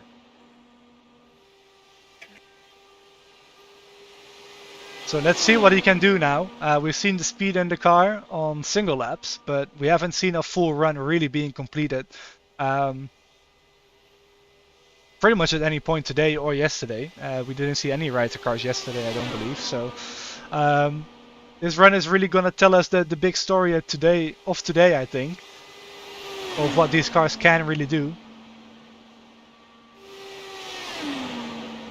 Yeah, I mean, hopefully these will be some competitive times from the Ryder Engineering guys. As you said earlier, they have a large archive of setup history from these Dallara IR-18s, although a recent update to this car model in iRacing could have potentially hurt a lot of those previous variations of setups. But, you know, as we've mentioned before, the setup game here is super competitive. Really, it is something that can make or break a race, as he is now, I believe, onto his first flying lap. We will see what he manages, as off of turn 2 it seemed to be 224 miles an hour, which is not quite what you want to be looking for. Yeah, I noticed the warm-up lap was a lot quicker than what he did previously, so he is changing up the approach to open these runs. Previously we saw both him and Talavera really be on that 200 mile per hour hard deck limit, and now they were way above it, or at least Jonas was. So 232 into turn 3 and now in turn 1 again, as well as I think that was a bit of a wall tap there. So again, as I was talking about Jonas's warm-up plan and getting a run on the board, he hits the wall again. So that's another run done, and we'll move on to the next one, which is I believe Jordan Hale. Yeah, I mean, you've got to feel for Jonas a tiny bit there. He's done 3 runs now, and he's 0 for 3. And surely, as a driver, you know, that's got to start playing on your mental, even if it's subconsciously. You know, you're going to be going into corners, you're going to be wanting to get a lap time on the board at least. So you're going to be maybe having slight lifts here, slight lifts there, which all adds up, especially on a circuit that is supposed to be completely flat out for the entire run. So the next run that we see from Jonas, as he puts his name down again for the lane 1Q, it could be something that could maybe be top 15, top 18, as he really looks to just want to get a run on the board. Now look at this shot. This is something quite special, actually, from the nose cone of Jordan Hale, the number 24. And at the moment he is sitting P20, so this is another runner from that lane 1. Probably the better option to do for him, being in P20, you know, not exactly a place that any driver wants to start a race from, as he goes very close to the inside on his warm-up lap. Maybe this is something that he found works for him, or for the setup that he has built himself, and this really gives you a rather incredible sense of speed. You know, these guys are consistently going above 200 miles an hour, off of turn 4 at 224 miles an hour. Going across the line, he'll probably go into turn 1 here north of 230 to start his run, and this is really something incredible. How these cars stick to this circuit for so long and at such high speeds is really something that blows my mind. You know what blows my mind? This car has gone 3 to 4 miles per hour faster in the corners now than the previous runs, so I think this is going to be a significant improvement from Jordan Hale, as that first lap is going to be put on the board here now. And as I mentioned, it did look a little bit quicker here, very tight off of turn 4 though, interestingly enough. Whether that's shaving distance off or just taking too little speed, I don't know, but the first lap is very competitive at 39.626, getting through turn 2 here now as well. Turn 1 was pretty clean. Turn 2 very tight again. So an interesting approach to exit these corners, but it's clearly working so far for Jordan. Yeah, maybe cutting the distance ever so slightly adds up over a run. I mean, usually you see these guys going right out to the edge of the wall, really maximizing the racetrack they have available to them. But it looks like Hale in the 24 here really isn't too interested in using the outside of the exit of the corners. As we see him once again into turn 1. His first lap in 39.626, his second lap a 39.706. So not too bad. About 8 milliseconds in difference. That's pretty good compared to what we've seen with most of these cars that sort of run the 39.6s in the first lap. You know, we usually see around about a tenth in fall off, and this is just under a tenth. So this could be a rather good run from the number 24 car. So Jordan Motorsports looking for a bit of glory there after a hard day yesterday in the office. As lap 3 is about a tenth of a second slower again, but still tracking very well to be within the top 15 of the running order today. As he's just got 2 more corners to go to finish up this run. Wonder if Brandon Thayer is going to go out again today as well. I do believe I saw him in lane 2. Whoa! Oh no, that. Jordan! Just missed that as I was looking in the lane. No, it's alright, don't worry. He literally just went into turn number 3, and I'm watching it on the live stream replay. He literally just goes a tiny bit too wide, catches those marbles, and finds himself very quickly at the scene of the accident on the outside wall. As I saw in the lane 1 chat someone sent some sort of setup document. You really don't want to be sending that into anywhere public. Quickly deleted though, but yeah, as you can see in the replay there, slightly too wide on the turn-in, catches those marbles, which with being you know, an hour and a half into this qualifying session, they're really going to start building up, and he's just caught his right side wheel in those marbles, and that creates the understeer. And once you go past that point of bite, the front tire really heats up, and unfortunately that's a run gone for Mr. Jordan Hale. So Roden Evening now back out on track. I believe, yeah, was in lane 1. So withdrawing that P15 time on the board at the moment. So this is the warm-up lap. And once again, for those who are just joining us, you have the out lap straight out of the pits, and then you get a warm-up lap, which needs to be at least 200 miles per hour all the way around the lap. You cannot drop below it. If it flickers between 199 and 200, that's okay. But if it clearly drops to 199 or below, then you are going to be waved off and you need to come to the pits. And after that, of course, after the warm-up lap, you get 4 timed laps. The average of those said 4 timed laps is what's being put on the board. So all the names and all the lap times you see, those are the averages of 4 laps. Which determines the starting grid order for next week's PEC 500-mile race, which will be broadcasted here on the same channel and the same time as yesterday on July 26th, but Roden Evening in the wall, and that lap time that he had earlier is going to be removed, and this one is also going to be worth absolutely nothing. Yeah, that's not what you want to see from any driver. I mean, you know, we've had a couple of guys that go into lane 1 and then make a small mistake. As we see for what, the 5th time today? Jonas Weber out on circuit again. Really needs to get a lap on the board. He's had everything from contact with walls to engine failures, and as I said after his last run, surely there's something in his head that's sort of telling him, you know, maybe drive at 89%, maybe even 99.5% to just get something on the board. You want to see the pace of that car, as Talavera earlier on as well in the sister Writer Engineering car failed to get his time on the board as well. So we're yet to see a full run's worth of pace from these Writer Engineering cars, as Jonas is really playing with fire on his warm-up lap. 201 miles an hour into turn 1. I really respect the accuracy that he has on the throttle pedal here, as he goes almost exactly on 200 miles an hour into turn 3.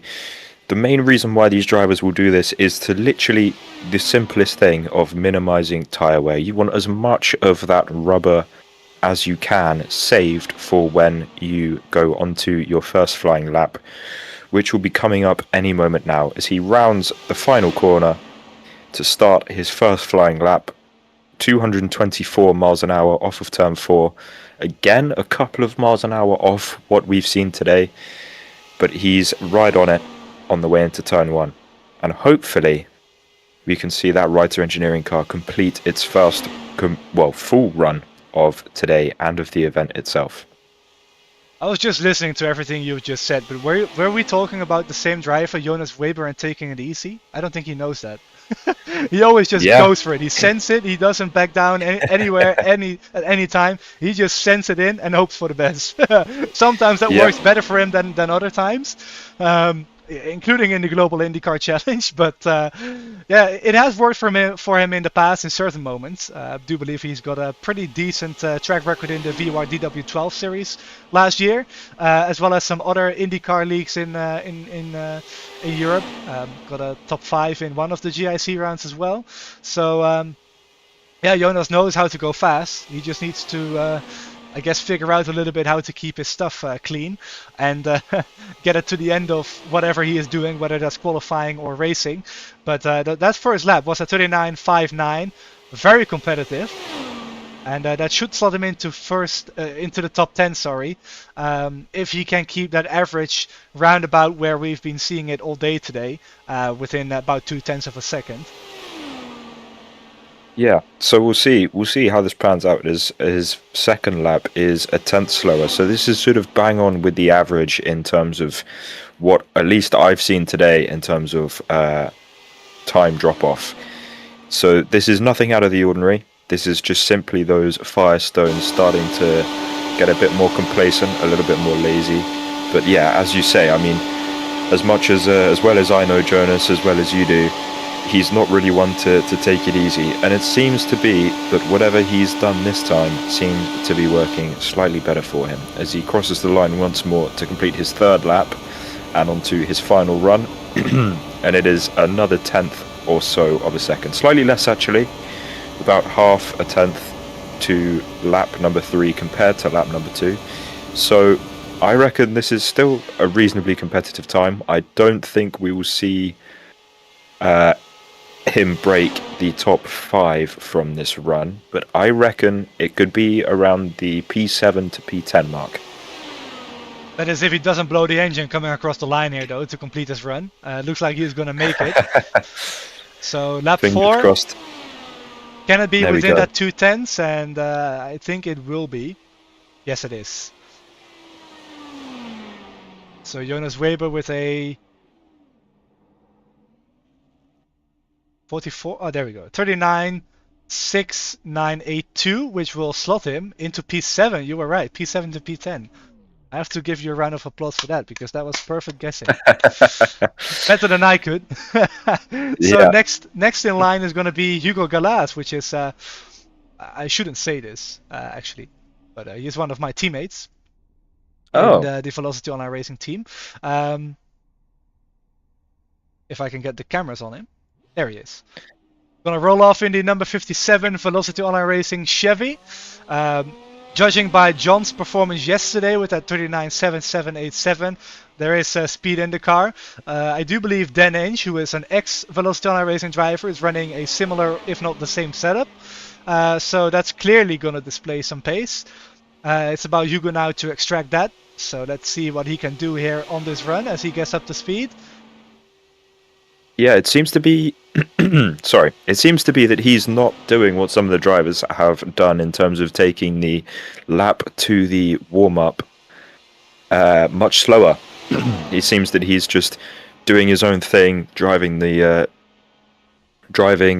lap to what I'll call the green flag. I mean, it's not the start of the run, but it's the first lap that the iRacing service will time. I mean, we discount that first lap, but he's keeping it completely on the money almost with a sway of 10 miles an hour. He sort of picks up the pace a little bit now, but Mr. Hugo, you better not make any mistakes as the boss is watching. Hopefully he puts in a good performance for the VOR team, but only time will tell. Speed is looking pretty much identical to what John was running earlier today, though, before he, of course, put it in the wall. So hopefully for Hugo, he can keep it on track and put on a run. He hasn't set a run so far this weekend, so this will be his first one. Warm-up lap is a 41.1, which is around half a second quicker than we've seen the faster guys do. So hopefully Hugo can keep the speed in the car without dropping off. Yeah, car I mean, very stable. it looks, yeah, as you say, it looks quite well planted. We'll see how well the car performs over the 4-lap run. I'm not sure if you are very familiar with the setup that he's running or how much you'd be able to share here on the stream, but I think this, from the car's behavior, from what we can see by the side of the circuit here, it seems that the car's doing exactly what it wants him to do. Yes, and the car is planted and it's showing a lap time 2:39.53. But to answer your question, honestly, I have no idea what setup he's running. There's been plenty of changes and updates since I last ran our team setup at Indianapolis in, I think it was November last year. So I would love to tell you, but I honestly have not a single clue. So let's see what Hugo can do on the second lap, but the consistency does seem to be there. Hopefully that also shows in lap time for him. As he crosses the line, it will be a 39.656. Okay, so just over a tenth. That's probably a bit more than expected from the number 57. Maybe it was a slight mistake on the driver's part. Maybe he went slightly wider than he needed to. It didn't look like it from what we saw, but sometimes the TV cameras don't quite capture everything. As he leaves a tiny bit left on the table into turn 4, gets nice and close to the apex. That's exactly what you want to see. And he doesn't run all the way to the edge of the circuit, leaving turn 4, similar to what I think it was Jordan Hale was doing the similar thing in terms of not really using all of the exit, as his third lap is a 39.730. Oh, Hugo blew up. He blew up. I just heard it right there. No. Hugo Gallas blew the engine, running the radiators too close up, and he grinds to a halt, and that is going to be the run done for the 57 of, as Luis Gonzalez Nunez on P1 says, Hugo Galaz. But yeah, unfortunately for him, that's going to put him to the back of the lineup, and that's 4 people now who have started runs but haven't been able to finish it, either through engine failures, through crashes, or simply just aborting the run. So add Hugo Gallas to that list, and now Jordan Hale is going to go out again from lane 1. Yeah, I mean, you know, at least Jonas has a buddy, so to say, of people that have blown their engine. You know, all the embarrassment isn't quite in his court anymore, and in fact, it's shared now between him and Hugo as Jordan Hale makes his way onto the circuit. He did a pretty good first lap, I believe, in his previous run, but he's still down in P20.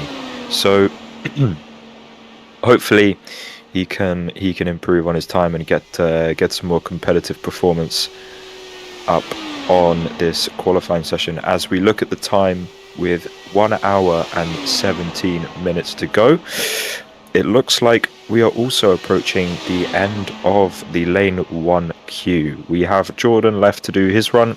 He's currently on his warm-up, trying to keep it above that magic 200 miles an hour. And then we have Roden again in the number 18, queued up to go next. And he's another driver that has failed to put a consistent 4-lap run on the board today. Hopefully this can be where his luck changes and he can put a lap on the board as Jordan starts his first lap.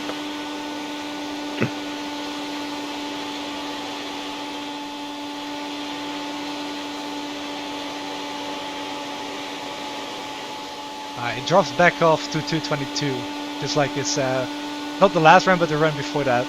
So yeah, I think Jordan, you know what, I'm not even going to say it, because every time we do, the car goes into the wall. So I'm not gonna say anything. If anybody mentions it, I'll just leave that over to you to do that.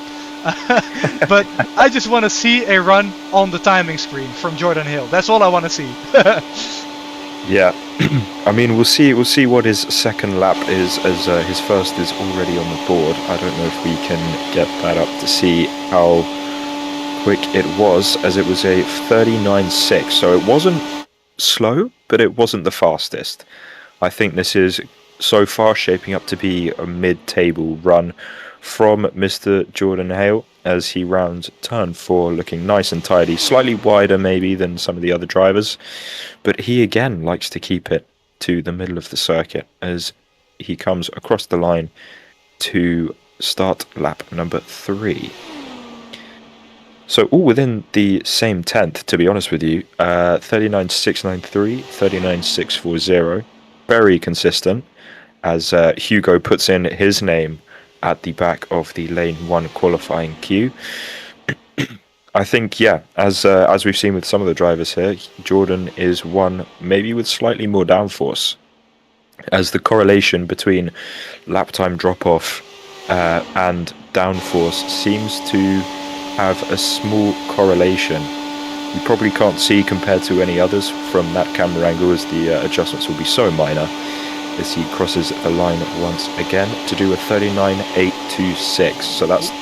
Ooh, I don't know whether that was the net code or whether that was a couple of slight brushes with the wall, as he posts a 39.826 as his third lap, which is a little bit slower than his previous two. Obviously, some will be courteous to the natural degradation of the tyre.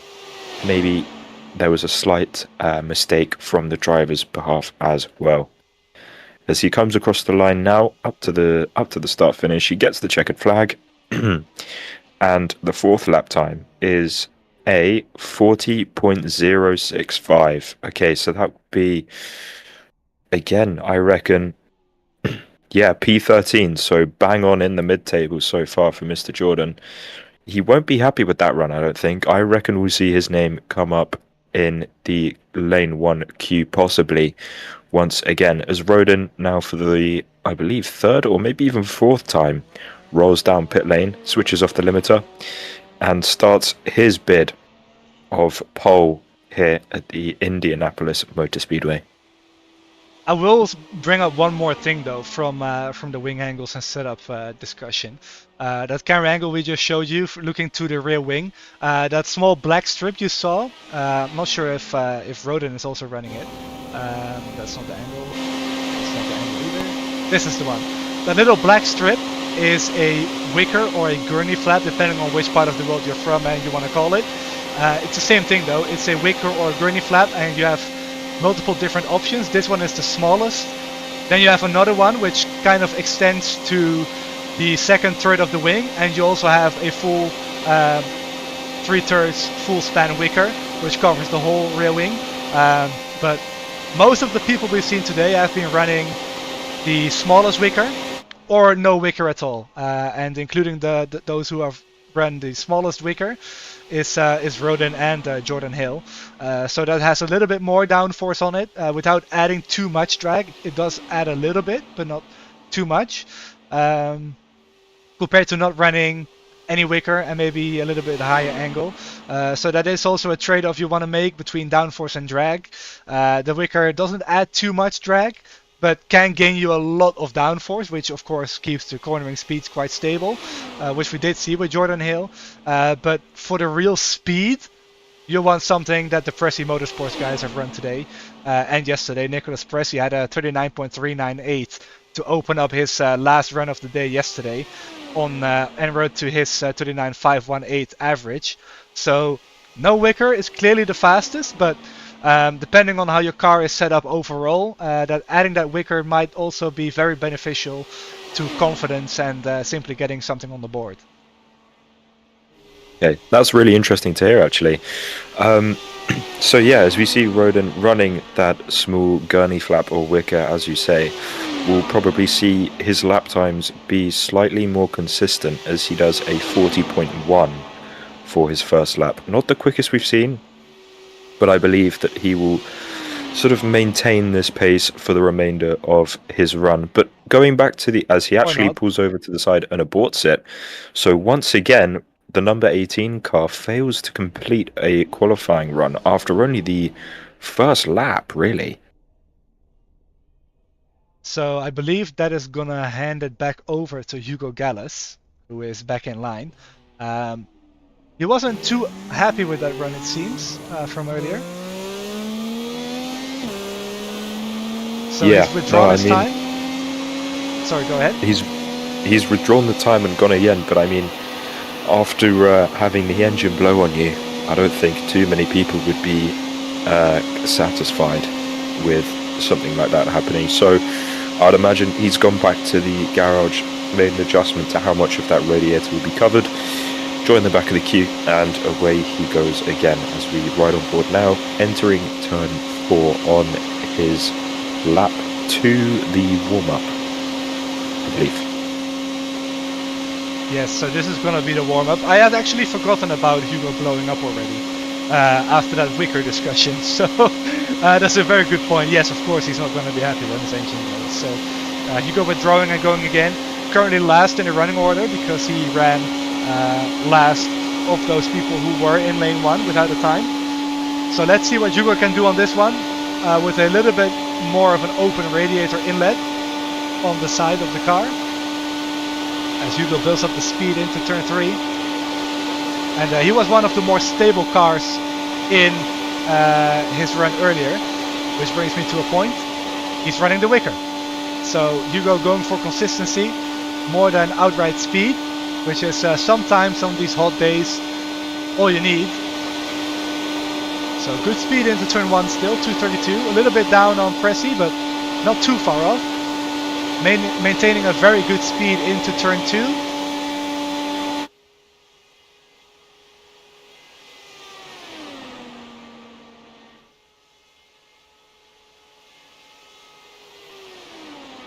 And again, turn 3, very good speed. Not dropping off too much. So this first lap I think is going to be in the 39.5s, if not the 39.6s. Just judging by looks.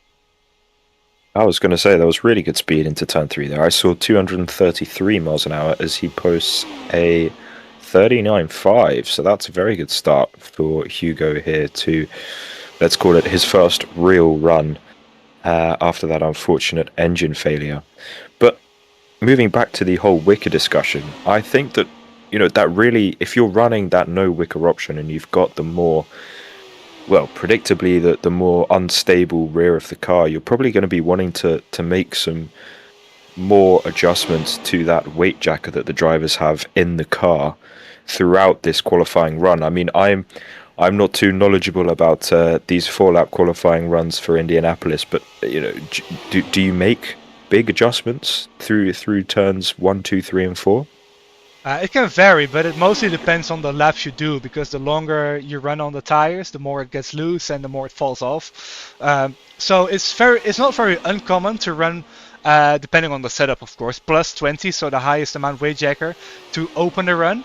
Run that for, say, the first 2 or 3 corners of the run, and then for turn 4, lap 1, you go to plus 18. And then you work it down, basically 2 clicks every turn. So turn 1, you go to plus 16, turn 2, plus 14, and then you kind of end the run with plus 2 to 0, maybe even, depending on the setup. But if you're more stable, like Hugo, you might end the run with only a weight jacker swing of, say, 10 adjustments instead of 20 or so that you would run with a more unstable, with a stable setup compared to an unstable setup. But Hugo only losing 700ths of a second on that last lap, in this run. So tracking pretty good here. I think this is gonna put him in the P7 area with Jonas Weber at the moment.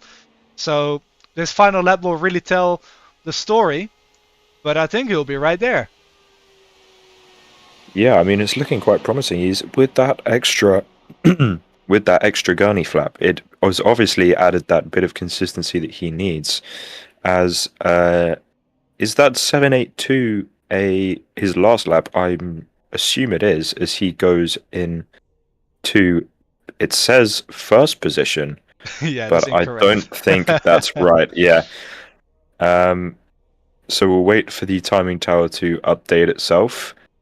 But yeah, I reckon that would be a sort of P7, as someone in the background actually of the timing tower managed to put themselves completely into the pit wall.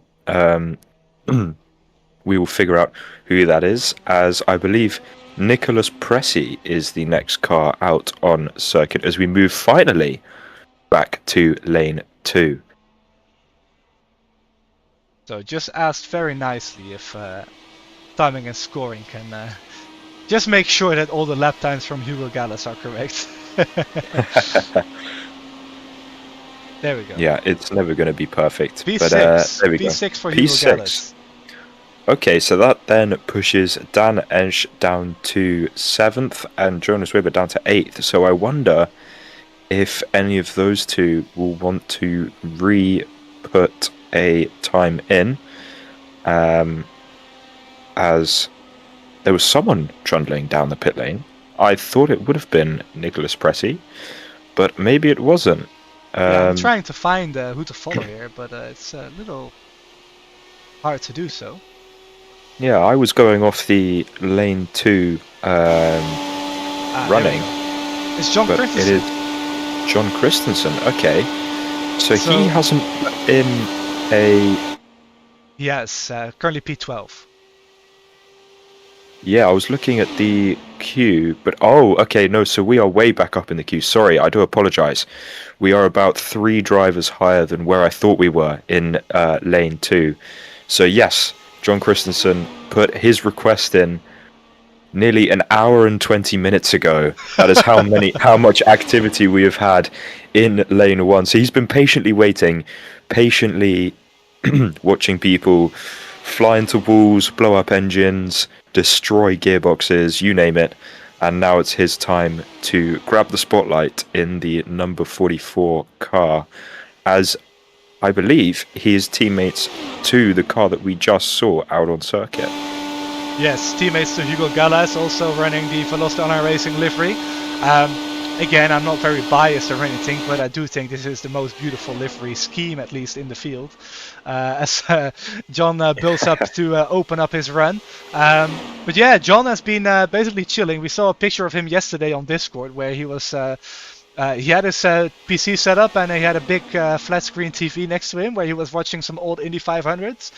Very rain delay-esque from real life. So I'm assuming he's been doing the same thing today, if not watching wild rabbits in his backyard. But now he's out on track and looking to improve on his P12 starting position at the moment. That's not the overlay I needed. This is the one I want. There we go. First lap was a 39.632. Second lap 39.687, so about the same fall off as Hugo Gallas, which put him into 6th place. So it's very much possible for John to make the same leap forwards. Yeah, it seems that the VOR team have managed to make this gurney flap really work for them and provide consistency. I mean, it doesn't look like they're posting times that are worthy of a top 3 starting position, but I mean, as you say, Hugo Gallas is in 6th position. John W. Christensen, I would imagine, running a similar, if not the same setup as that 6th placed VOR car. And to be honest with you, blue is a favourite colour of mine, and the livery on this number 44 does look rather nice. You should see Liam's and mine. That's also blue. I've seen Liam runs a more darker blue, sort of almost like a navy blue. And to be honest with you, I'm more of a fan of the lighter color. I think this one looks absolutely incredible. Is it chrome, the blue, or is it just the way that the replay is showing? Yeah, it's about as chrome as you can get on iRacing. I wish it could be. Oh, I'm a big fan. A little more, but John's run is done. I do think there was a small improvement until that last lap, though, because a 39.916 doesn't really look like a consistent run or a consistent end to the run, at least. So that's run done for John Christensen, who does improve his lap time a little bit, but does not advance position. Yeah, so he moves to a 39.7. Oh, he does move up one place actually, up to 11th place with a 39.748. The update must have come literally as you looked away there, Julien. But next is Brandon Thayer out on circuit. We haven't seen him so far today. He has been another driver patiently waiting, putting in his request again about an hour and a half ago.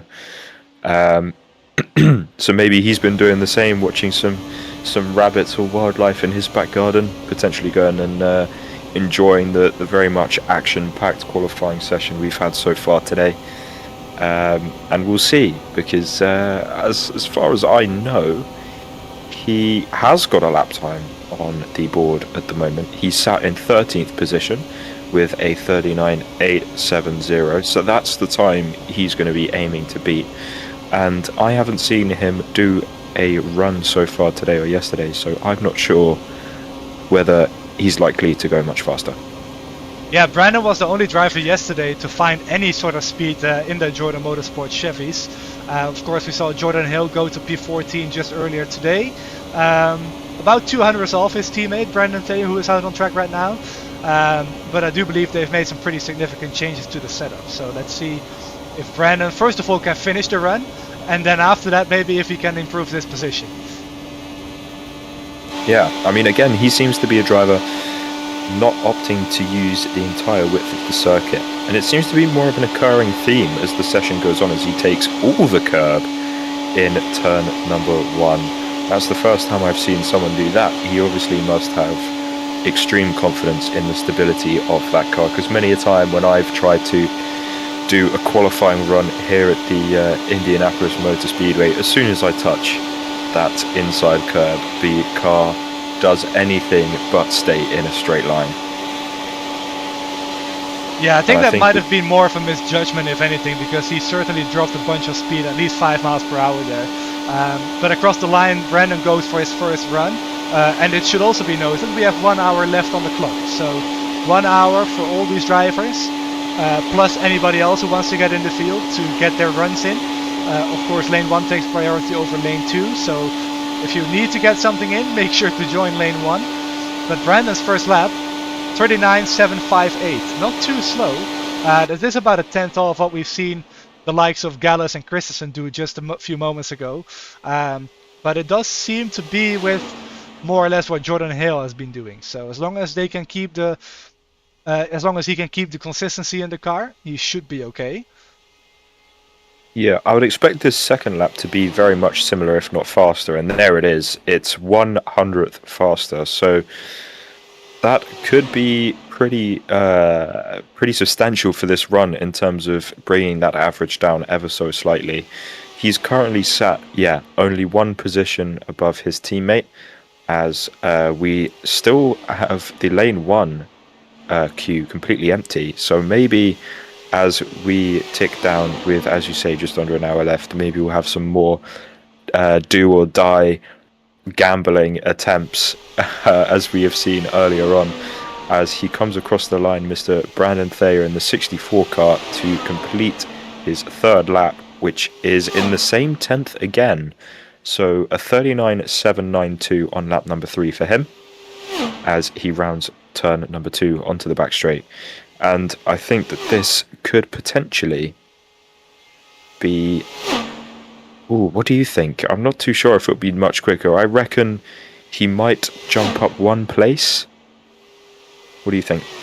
I think he'll improve his time, but not his place. That's not the way he's tracking, at least, unless this 4th lap is absolutely magical on consistency, but I don't think it will be. Across the line he goes. And it's an 8.99, so yeah, that does drop the average down quite a little bit. So let's see if that is an improvement. It's not coming in yet, so I don't think it was. So I'll move my eyes to my second screen here to look at the queue. If anything changes, you just let me know. Just like the last time, right when I looked away, it changed. But I don't think it has. No, he stayed in 13th place, so he has stayed just above his teammate Jordan Hale, as we now look to the lane 2 queue again. Actually, no, we don't, as lane 1 has come back to life with 2 requests from Shane Kocha Coke. and Coca, my bad. Yes.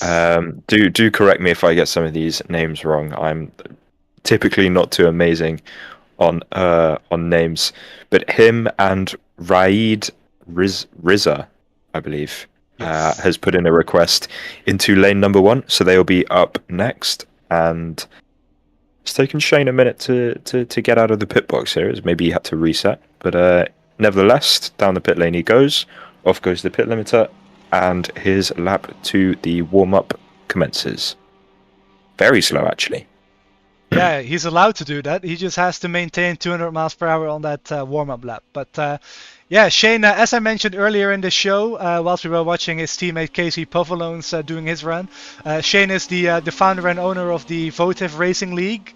They're racing tonight at Motegi, so he's going to be busy flying over there to the Twin Ring after this, whenever he gets done with his first or second run, and he's just going to have to tow again to go to the pits.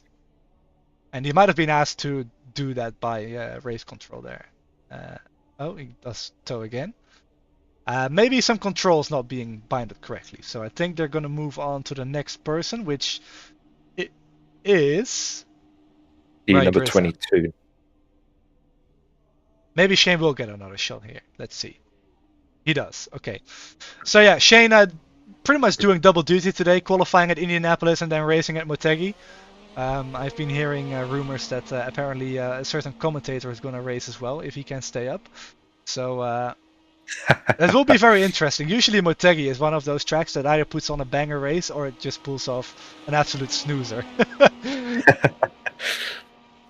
Yeah, I've never raced at Motegi. I've seen certain clips from different series on the road and oval side, and yeah, I think I can jump on board with what you're saying there. And the race usually goes either one of two ways. Nevertheless, the number 32 Chevy makes the circulation round to his warm-up lap, what looks to be a lot faster than his last one, as he now breaks the 220 mile an hour mark to start his warm-up lap. We don't see him doing what some drivers are doing in terms of trying to go as slow as humanly possible, within the rules, of course.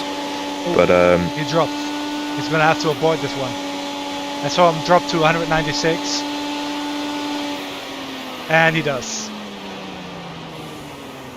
So Shane apparently not having the car quite underneath him to feel comfortable, and he really had to get out of it there. So that is going to hand the track over to Raid Riza in the Vodafone McLaren Mercedes livery, which I think we all love a lot. McLaren did a throwback livery at Silverstone.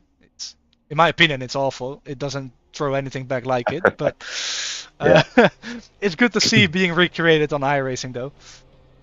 Yeah, I was a big fan of the Vodafone McLaren. When I was younger, I used to have a little carding suit of the McLaren Vodafone team, and it used to make me feel like I was playing the part. I would take it to go-kart tracks and you name it. It was like my superhero outfit when I was a lot younger. But nevertheless, it's amazing to see it on the iRacing.com service here. Especially on a Dallara. I don't think it would suit the car as much as a Formula 1 car, but it's proving me wrong. It looks quite nice out there in the hands of the number 22 driver, Mr. Riza, as he comes across the line to start his warm-up lap, and hopefully he manages to keep it under control and above that all-important 200 miles an hour.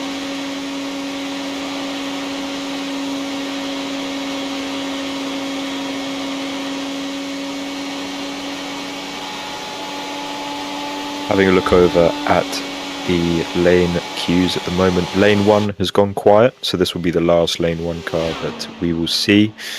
But I believe the next driver in queue number 2 will be Bryce Saucier, or, well, in the session he is known as Roger Saucier, but it has been confirmed earlier in the session that it is in fact Bryce driving the car.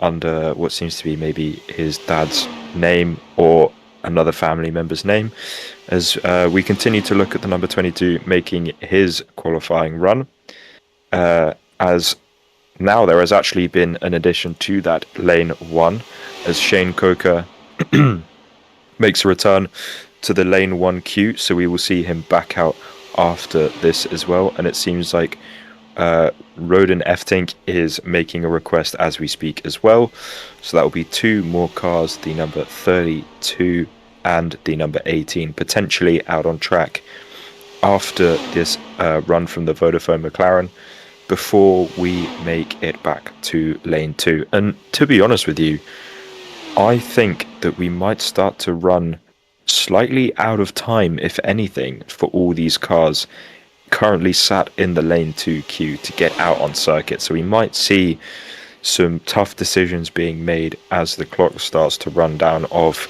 do I throw my current lap out the window and make sure I get another run? Or do I hope that everyone cracks under pressure and throws away their run so I can maybe gain some free spots here and there? As today is the last day of qualifying here at the Indianapolis Motor Speedway, as we look at the first 2 laps from Ray Brizza, and the consistency is looking very nice actually. 3 100ths of a second fall off from lap 1 to lap 2. He isn't running the wicker here, so that is very good consistency considering the lack of rear downforce that he has. But maybe as he enters his 3rd lap time and onto the 4th, we might start to see those Firestones give way a little bit more. There we go. Yeah, so I mean, to be fair, half a tenth or so, maybe a little bit less, which is still extremely good in my opinion. I think that's an amazing run from him so far.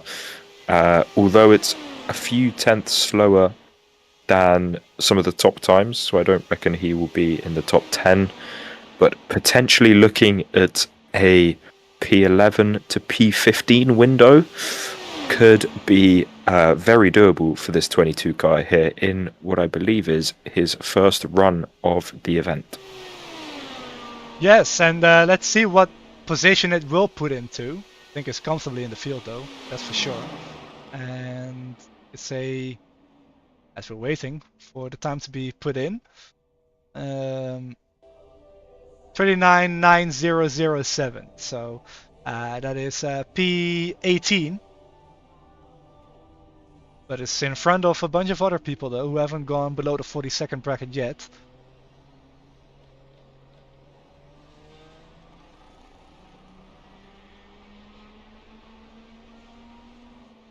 So here we go, Shane Coker gonna try again. The first run was kind of split up into 2 parts, one of which was aborted, and then the other one also was forcibly aborted because he went under the speed limit for the warm-up lap. So let's see if he has made any setup changes to get him more comfortable in the car.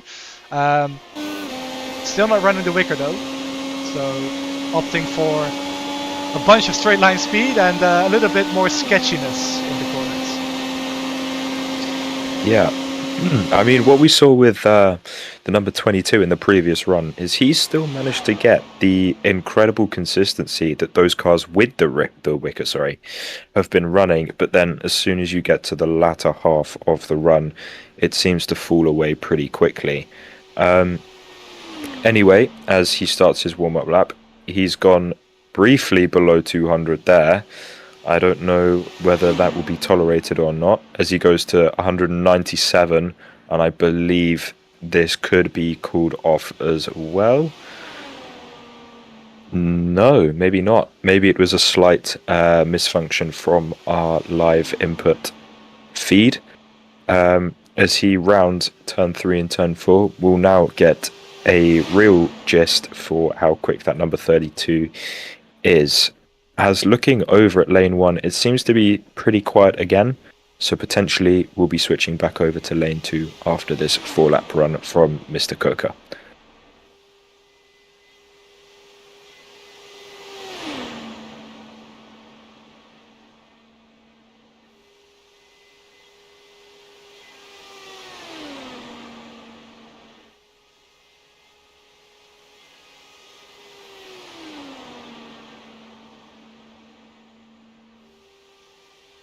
All right, let's see what Shane can do here. He wasn't waved off, like you mentioned, so he's allowed to keep going. First lap, is it in the 39s even? Let's just go with that. And it is a 39.790. Very tight in turn 1 though. It really just wants to wash out to the wall. Yeah, it looks like he gets slight understeer on entry, and then as soon as he sort of comes off the corner, it's almost like the car gets loose over the exit sort of hump that you get as the camber sort of flattens out a little bit. The car almost seems to want to break away from him, and I think that could have been why. As he goes slightly wider there, slightly above the dark and rubbered in line, as he's all over the place a little bit, actually coming off of turn 4. I don't think he'll be too proud of this run. I reckon we might see him back in the lane 1 queue as he goes into the 39.9s. So I don't know what this number 32 is capable of, but I don't think this is its full potential as he goes right up against the wall and cuts across the infield. He's clearly really not happy with this run, and Shane will reset back to the pit lane, and I'm sure we will see him in the lane 1 queue very shortly. All right, now, Rodin is up next for run number 3 or 4 today. Let's see what he can do. Yeah, he seems to be struggling to find a groove over a 4-lap stint, Rodin. He's been in and out of the pit lane all day. He's been here right from the very start almost of this qualifying session, some 2 hours and 20 minutes ago. And he is currently still without a time on the board. Well, it says a 59.999, so I would take it as still without a time on the board. So, for his sake, I'm hoping that he at least manages to post a time to get himself qualified for the race at this time next week.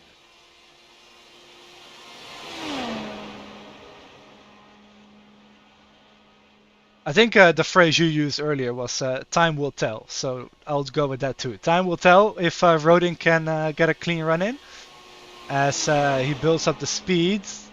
Gotta be careful though not to drop below at 200 mph. It does sound very off-song, but it's clearly got the 200 mph on it, so Rodin's gonna build it up. And ideally you'll start the run across the start-finish line with at least 2:30 on the clock. Anything less than that I think is gonna really set you up for a bad run. Not considering consistency at that point. But let's see what Rodin can do. It has been 2 hours and 15 minutes since the session opened, so that has been another 2 hours to work on the setup. And maybe Rodin has found something, because that minimum speed in turn 1, 226, is very promising. 223.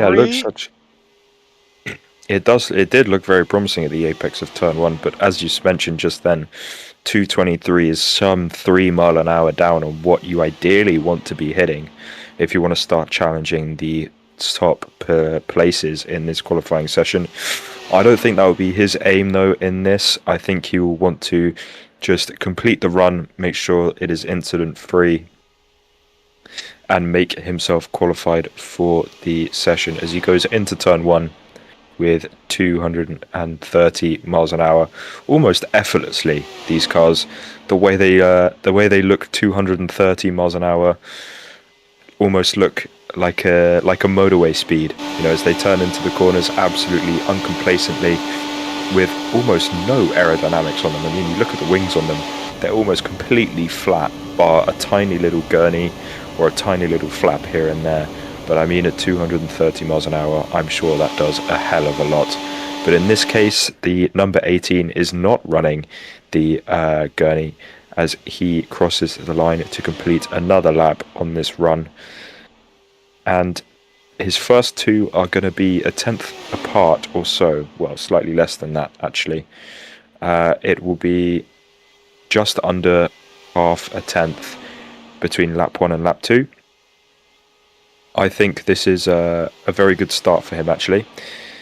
even though it's not some of the quickest times we've seen today, it's still on par with some of the most consistent.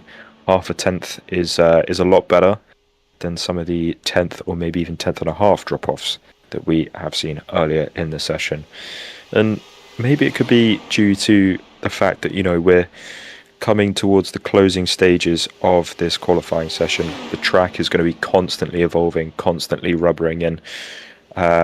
But then what that also means is, should you place a wheel in the wrong area of the circuit, there is also double the danger with those lethal marbles being left on the outside of the circuit. Touch a wheel in those, as we saw earlier with one of our runners, that sends you to the scene of the accident rather quickly.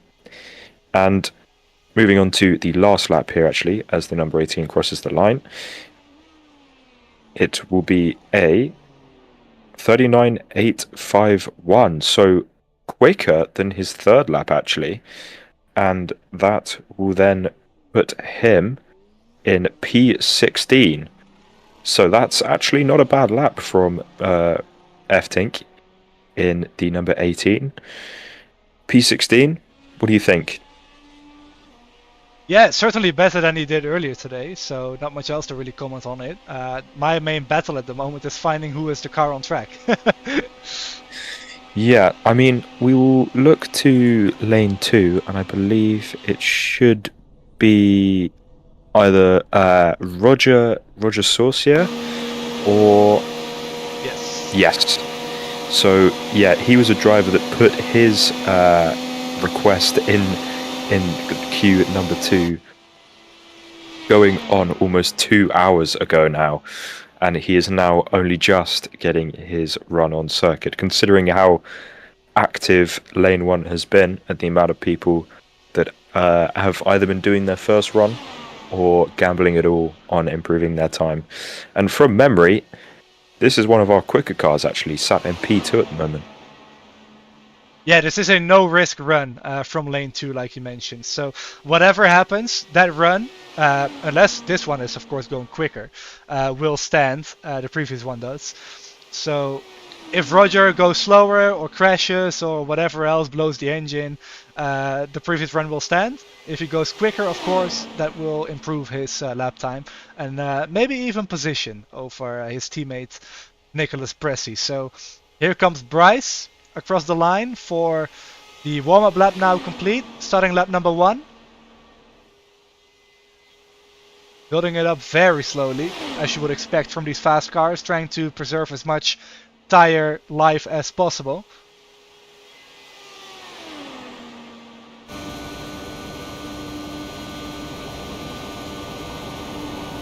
So for reference, the last fourth lap of the previous run was a 39.685, which is actually quicker than a bunch of people have gone on their first lap. So that just goes to show how fast the Pressey Motorsports cars really are. As lap number 1 is going to be a 39.455. Okay, this is looking like some serious business now. The circuit's really coming in, and this is really interesting as we wired on board, really right up tight and close with the barrier there. This would be really interesting to see the difference between one of our fastest cars we have in the field compared to one of the cars that is sort of knocking on the door at the middle of the midfield pack in the Mr. Rodin F-Tink, who was just before. And we can see, even with the first lap, the 39.4 is an incredible time that he's managed to post. And we'll see the second lap now with a 5.54. Okay, so he's got literally exactly almost, 99 thousandths of a second, hundredths, of a second in terms of fall off compared to his first lap.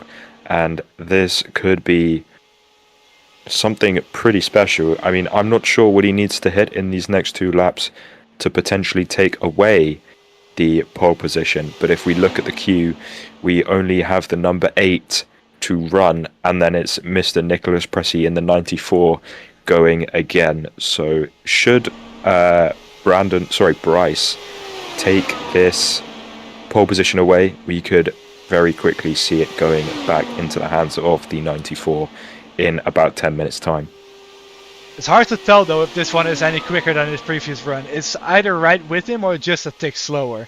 We'll find out in about 15 seconds though when Bryce crosses the line, going through turn 3 and now through turn 4.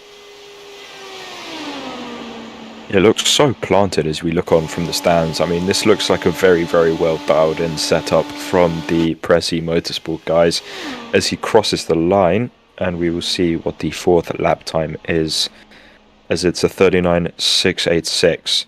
So within the same 10th as lap 3. I'm not sure if it will be enough for the pole position as we wait for the timing tower to update, and no, it is not. So it is now the turn of the number 8 car to take to the track for the first time today, I believe.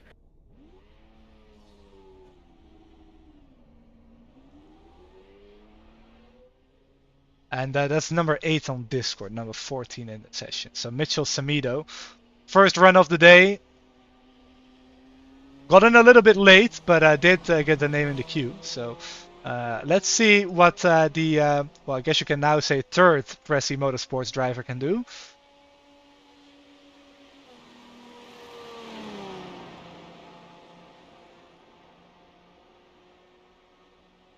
Yeah, so this will be his first run of the entire event, actually. As we look at the graphic, it says currently blank. So this will be interesting to see where he fits into the current pecking order.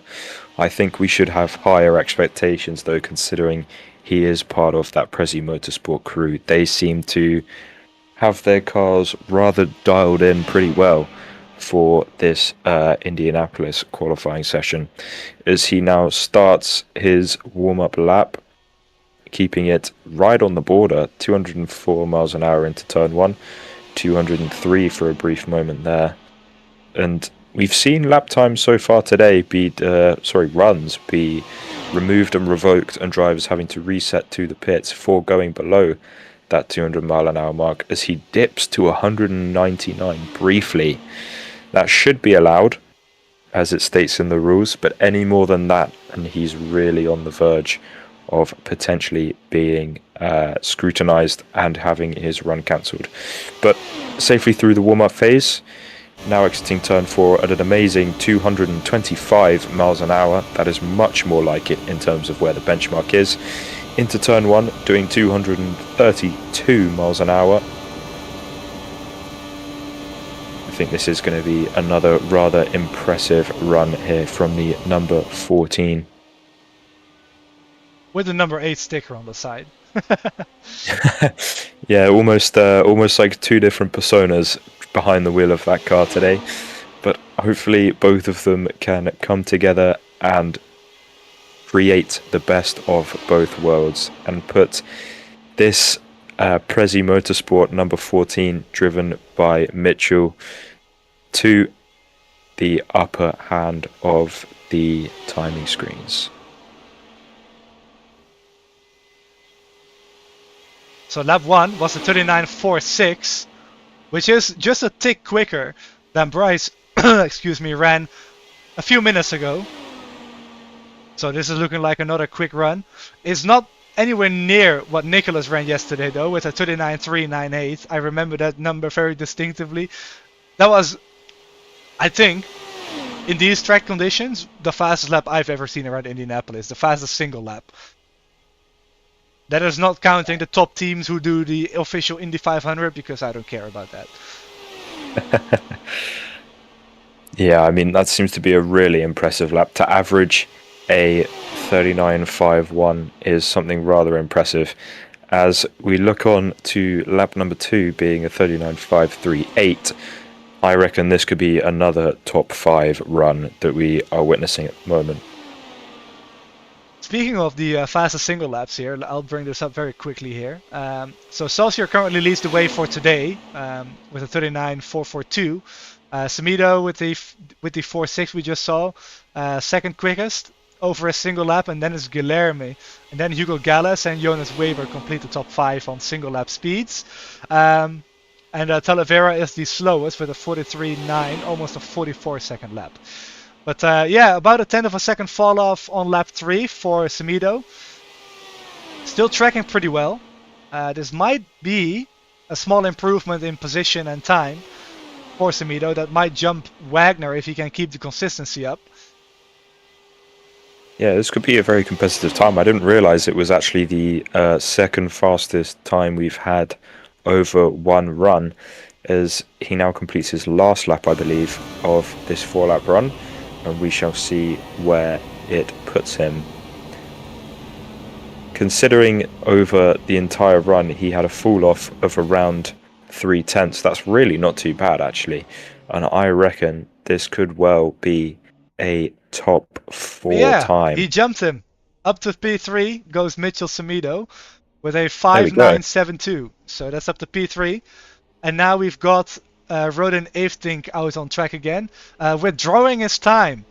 So this is another one of those, I guess, playing cards here.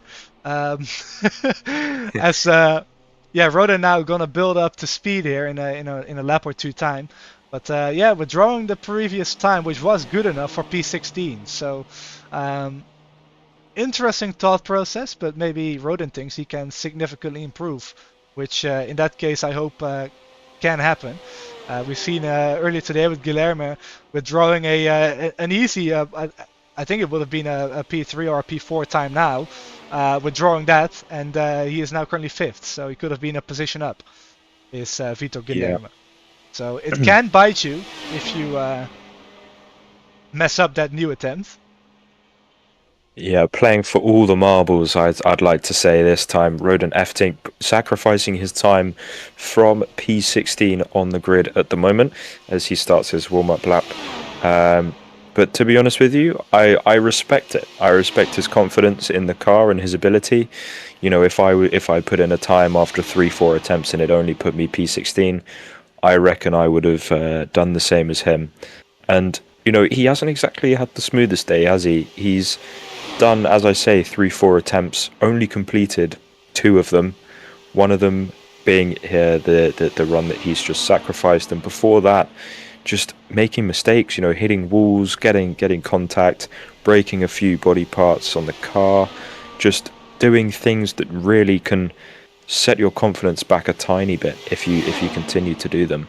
And as we see him now onto his first flying lap, exiting turn number 2 at a reasonable speed of 223 miles an hour. You ideally want to be looking at 225, 226 to be a really competitive car coming off of turn number 2 or turn number 4. Going into the final corner now, we'll see if this is any better.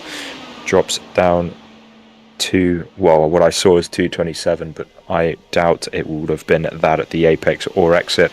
Completing the first time, we'll see what he has on the board now, and it is a 39.746. So he has been one of the more consistent drivers in the field today. He's opted for setup longevity, rather than setup outright speed, compared to the Prezi Motorsport guys that can run the 39.4s but then will end up doing the 39.8s or so by the end of their run.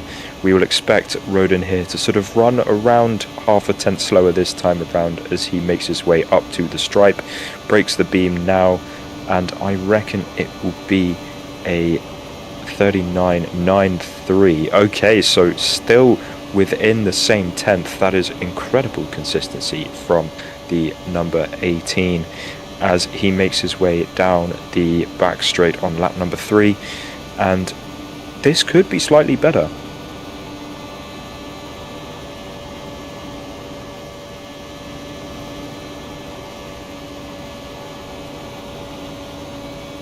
Getting word that Shane Coker is desperately trying to make adjustments to the setup to get his car in the field. We saw Shane struggle to even maintain the minimum speed on some occasions on the warm-up lap. One of those laps at speed really wasn't that slow, but the fall-off was just too big.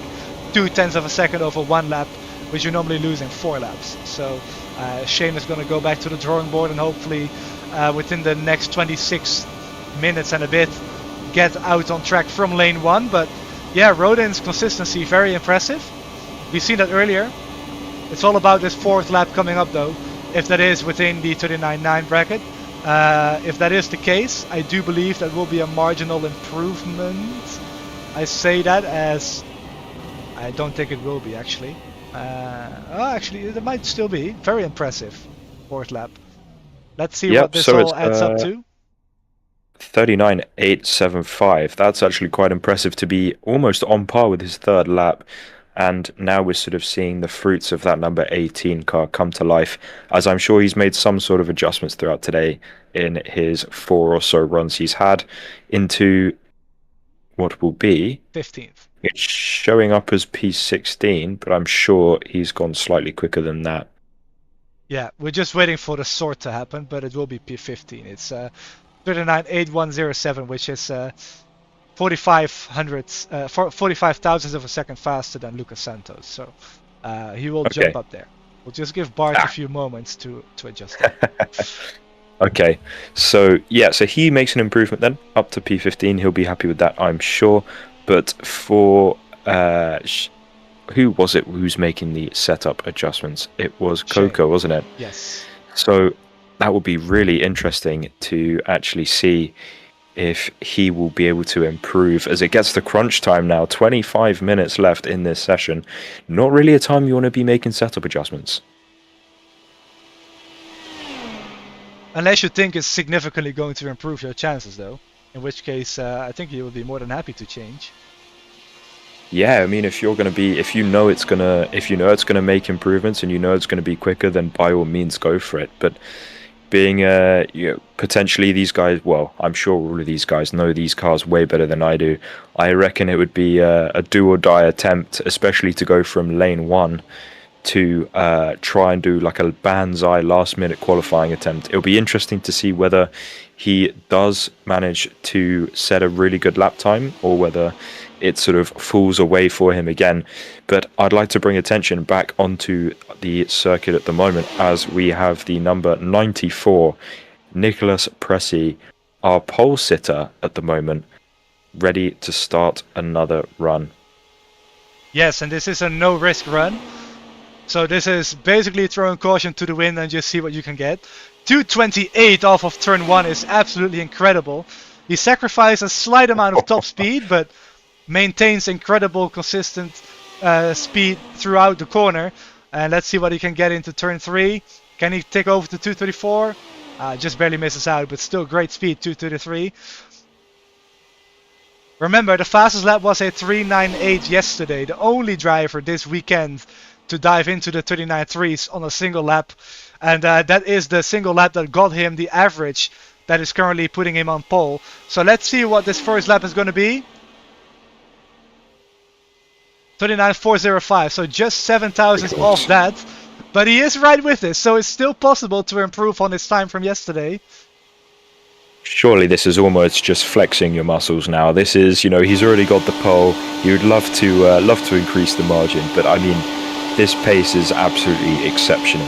I mean, he's missing only 5 thousandths to get back into the 39.3s, which is less than you click your fingers together, and it is a less amount of time than that. That is absolutely incredible. As he crosses the line for lap number 2, we will see what it is now in the same 10. So he's got the consistency and he's got the speed. This is a really impressive run so far from the number 94, and I would be surprised if this is not on par with the time he did before. Yeah, Pressey not running the wicker, as we've touched upon plenty of times already today. So yeah, clearly going for speed, and it's working at the moment. Let's see if this lap can stay in the 39.5s. If it is, I think we are looking at a new pole run, to be fair. Let's see what it is. Did I jinx it? It's still right there. No. It's still possible. This is a really, really impressive run so far, and it looks to be getting even better. I mean, to stay in the 5s as well, considering the first 2 being in the 4s, I reckon this is a rather incredible run we are currently witnessing from the 94 as we ride on board into turn 3, out of turn 3, now into turn 4, turning in full throttle, maximum G's being pulled through here as we exit the corner using all the exit, or as much as we dare, up to the line. Slightly off center steering, as I mentioned earlier, just to help the drivers with turning the car in. As did the car almost move there on the apex of turn 1? Maybe it was just the camera, but that is his run done now. And the time, I believe, was a 39.6? Yeah, 6:34 from memory. Waiting on Bart, I think he just barely missed out on an improvement, to be fair. He came awfully close to it, though. I think if that time from yesterday wasn't set, he would still be on pole with this one. Yeah, that was a monster run. I mean, all he needed to do was potentially gather himself up slightly better for that final lap, and we would have seen a new pole time. But to be honest, he really didn't need it. He's already got a nice little cushion there of 5 hundredths of a second, as now we see Shane Coker back on circuit to try and get his place in next weekend's Platinum Endurance Indy 500. So I'll be curious to see if the setup changes that Shane is trying to use now are gonna work. Taking that very slow out lap that we've seen the Reiter guys do earlier today.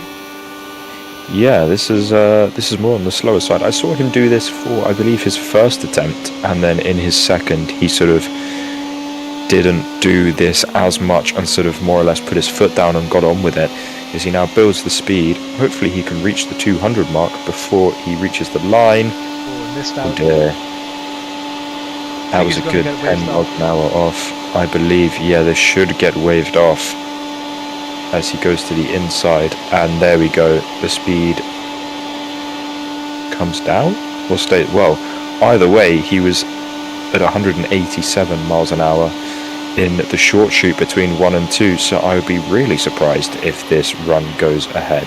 No, he's just been told to back off and towed to the pits. Yep. So today has really been a day of disasters for Shane Coker, as again another run gets put in the bin for him. We have no more queued in lane 1, so we will be back with Casey who is currently in 9th place. We will see what he can do in lane 2. So this is again a no sacrifice run. So he will keep his 9th place at the moment. If he manages to improve, he will improve. If he doesn't, it's not the end of the world, and he will stay in the 9th place. He will be looking to take 8th place back off Jonas Faber in the Reiter Engineering 8th place car. But it seems that he's taking his time to get back into the car, so we will give him a moment. If not, there has just been a request into lane 1. Lucas seems Santos. to be Lucas Santos. So that's very interesting.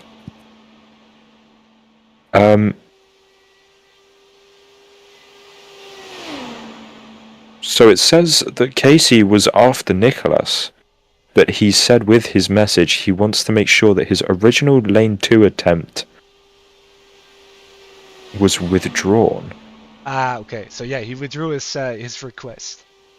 So yeah, it seems like he's withdrawn his request. I apologize for that. And Lucas Santos is now on circuit, currently in 10th position. So we're looking in... No, he's not currently in 10th position. Sorry, that is my fault. He is, I'm just searching for the name now, 50. In P15.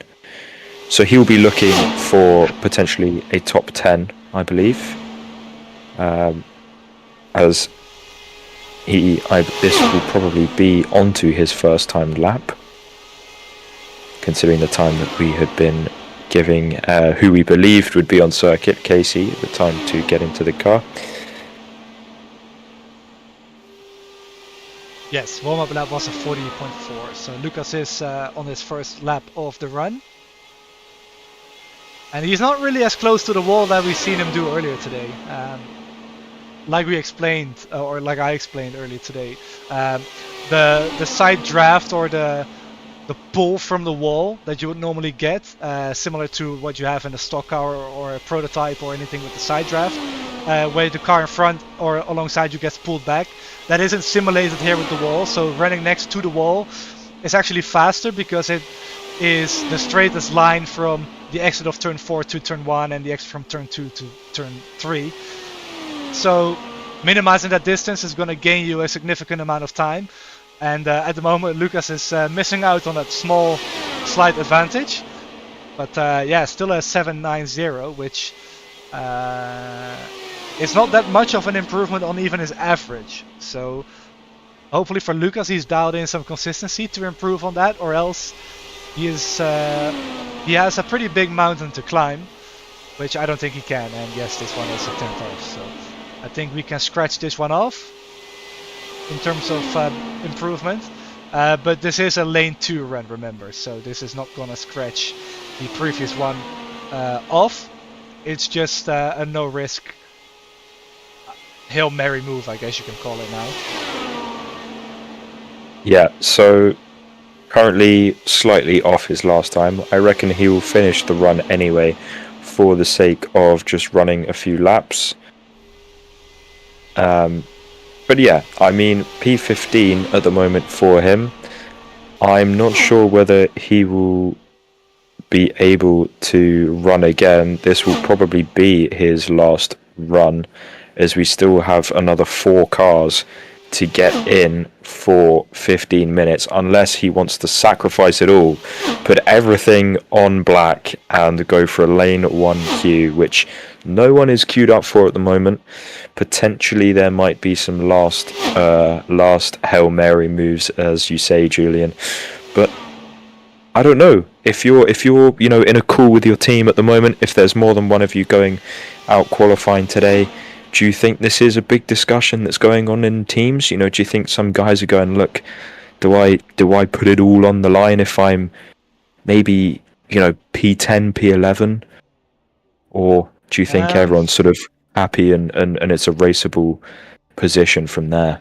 It honestly depends on any teammates you might have further up the order. If you have a setup that can go faster than, say, a 40 seconds, if you're a Marcomini or a Javier, because he hasn't run yet after that first 2 runs he crashed in, or Shane. Shane absolutely has to go. I think he's got no other option. I do think he is in queue as well. Yes, he is rolling, in fact. So Shane is going to go. But yeah, if you're below the 40-second mark, I think you absolutely have to consider going. If you're even in the session, which in Lilac Zier's, Edelson Pashi's case, for sure they aren't in here at the moment. But yeah, I mean, I don't see the harm in going for it, because you're in the back anyway. And I think you get participation points as well for qualifying. So even if you do bin it on the withdrawn attempt, you'll still be granted permission to start the race based on the fact that you've been here for at least a day of qualifying. So I think that might play into their minds as well. Like, I think they've really got nothing to lose if you're 20th on further back. Yeah, okay, no, that makes a lot of sense. I mean, we've mentioned before in the broadcast about creating setups that promote more tire wear, setups that maybe promote a bit more better racing, especially on a circuit like this, where if you give guys open setups, they're gonna really maximize the amount of straight line speed they can have, which ultimately makes the cars a lot more difficult to handle in the corners. So if you are starting from the 15th to 20th mark, so if you're looking at your Lucas Santos's, Shane Coker again having a torrid time today on circuit. I'm sure we'll see him back in lane 1. But yeah, if you're starting in that sort of 15th place region, do you think you can? How many places do you think you can gain?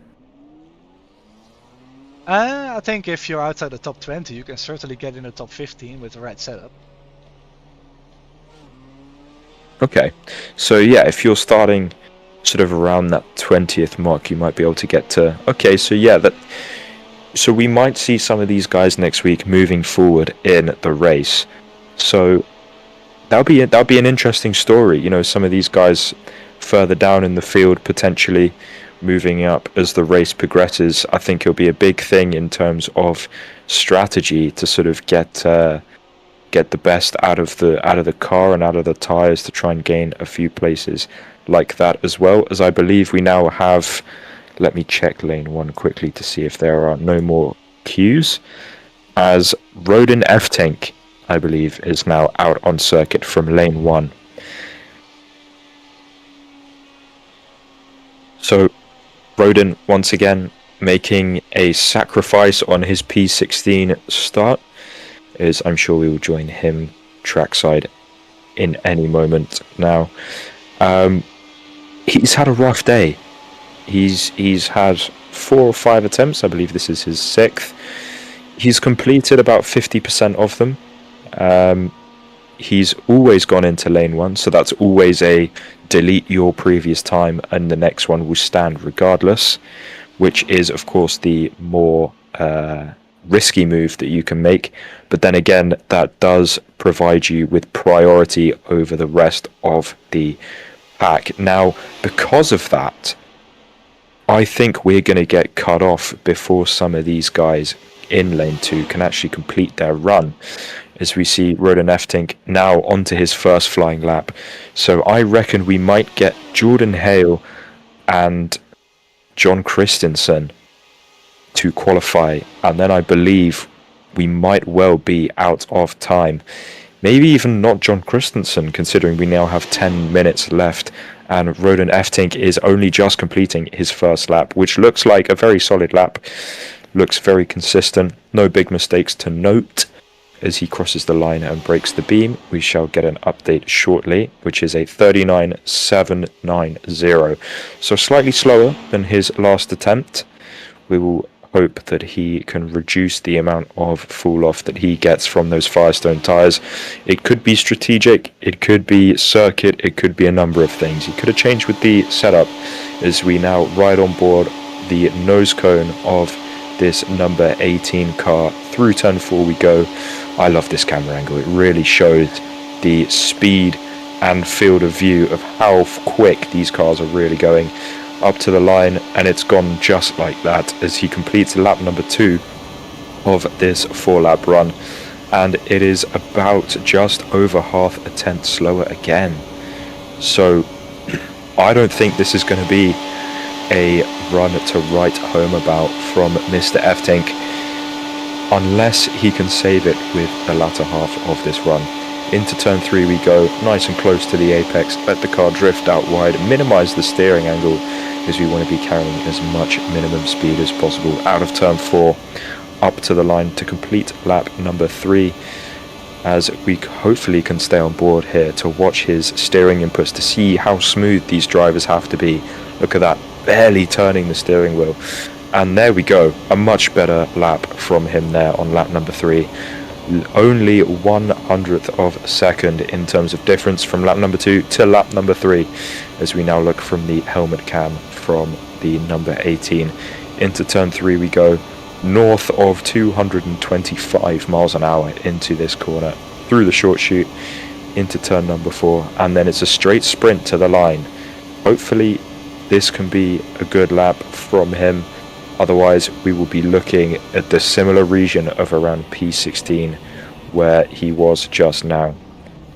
As it is, again, a 39.861, so almost no fall off again.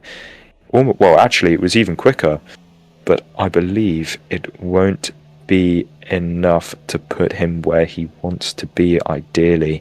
Yeah, mainly just slower because of that first lap. Yeah. Yeah, he lost 1 position. So it's not the end of the world, but he did lose a little bit. So I do believe Shane is going to have 1 more go. He is in queue. So whether he will be allowed to roll off right now? Yes, he is. Yes, he is. So this appears to be Shane's final attempt. And he's already said if he wrecks, he would like to be interviewed. So let's see how this goes for him. Yeah, and by doing that, he has shoved a lot of the guys in the queue for lane 2 under the bus. I believe this will most likely be our last run of the day, with only 6 minutes and 45 seconds on the clock. So Shane, this better be a good one. We've waited 3 hours for some action. We've got plenty, but we could always do with some more. And let's end this qualifying session qualifying day, I should say, off with a nice happy ending of Shane Coker putting in a good lap time to get himself ideally into the top half of this Indy 500 field. Yeah, we saw on the last run that he attempted that. First of all, he didn't maintain 200. He's doing that right now, but he also didn't have enough weight jacker in the car because he just went straight into the wall. So it looks a lot better so far, as he is working up the speed now, coming 2, 3 and 4 to open up the lap on the other half of the track here in about 10 seconds time. Carrying decent speed. The line is a little tight though. Coming off of 4, opening the lap is Shane Coker for Votive Racing. Hasn't had as much preparation for this race or this qualifying session as he would have liked. As he dives into turn 1, carries a good line. Ooh, almost hits the wall. Got away with it though. Very high in turn 2. That's gonna wash into the wall. Yep. Oh no, Shane.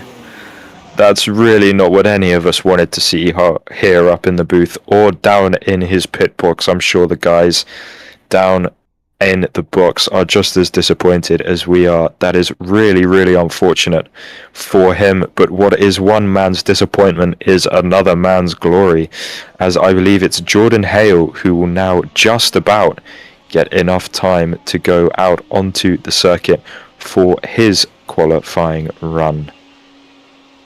So, yes, that is Jordan Hale. Let's see if we can get Shane in here. He requested an interview. It just has to be in the waiting room. We'll talk to him for a few seconds there. Not too long though, because we have the final minutes of qualifying to cover as well. We've got 4.5 minutes left on the clock. So this will leave time for Jordan Hale and literally one more run. Actually, no, I stand corrected because we will run out of time. Yesterday we had enough time to do one final run. But now, as the clock runs out, that will be it. So this is the final run. I stand corrected. So as we start the final run, we've got Shane Coker with us. He requested to be interviewed and talked to. So Shane, I'll ask the elephant in the room to you. Why on earth did you not get a run in? What happened? I mean, that's just a me problem, you know, just a lack of practice heading into the event, you know. At first it started with trying to follow Liam's rules. And then once I got those figured out, I didn't have really a competent setup. And then when I did get one, it was just, you gotta practice that kind of setup. You can't just ship it and rip it. And yeah, I mean, I just kept running. I mean, I knew if I lifted at any point in lap 1, I probably wasn't gonna have a competent lap, so it was gonna be head into the wall or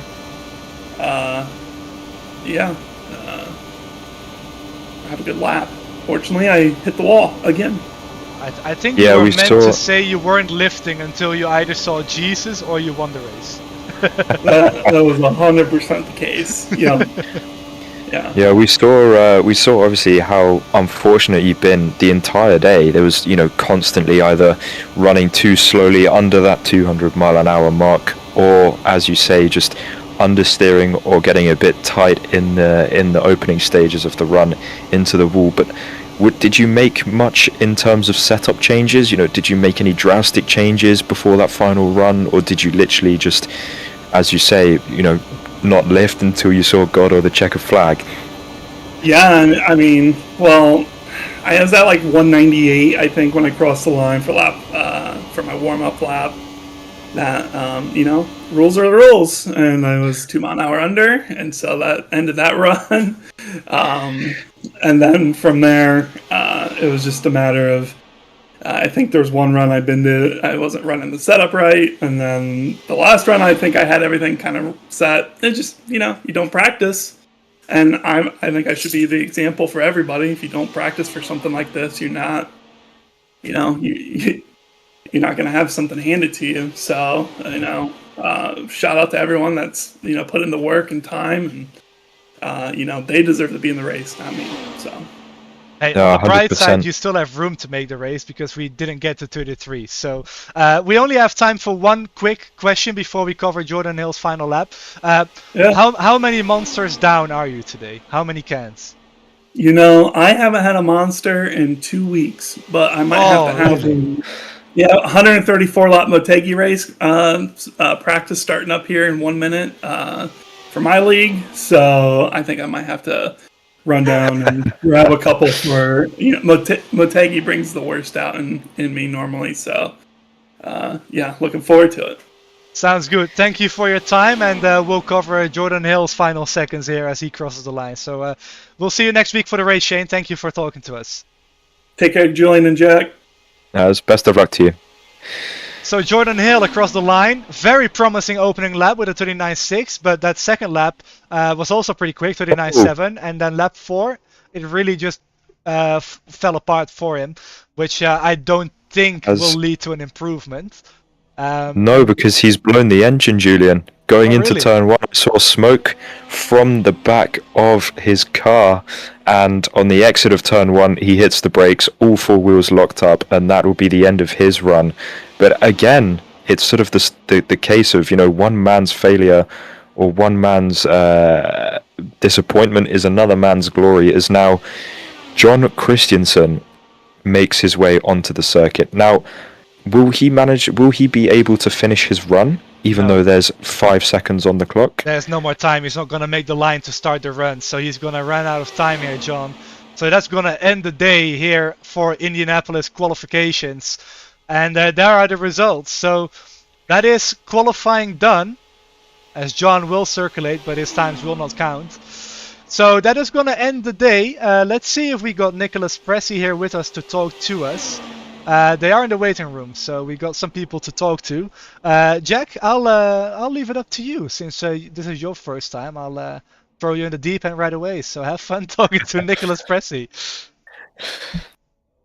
Okay, yeah. So we're here with now our official pole sitter of the Platinum Endurance Championship Indy 500. Nicholas, I didn't see your lap yesterday, but from what I've heard, it was an absolute monster lap. I mean, the lap you did today was not far off. I believe your first lap was 5 thousandths above getting into the threes again. Just talk us through that run you did today. I wouldn't say that you were missing out on much. That one was pretty much a replica of the other one from yesterday. Is it okay if we bring the others up too? I'm sorry. Yeah, of course. Yeah. Of course.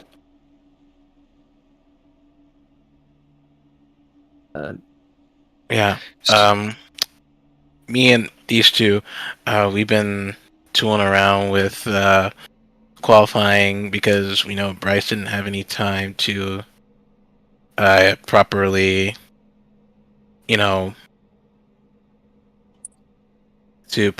practice the qualifying. He was out spotting at an actual race yesterday, so he didn't get the chance. We were walking him through it, and we entering this weekend, we had an okay setup. Wow. We were working on it, and we accidentally stumbled across something that was really cool. And then we stumbled across another couple of cool things, so now all of a sudden we have this ridiculous setup, and we realized, okay, we can lock out the front row maybe if we do everything right.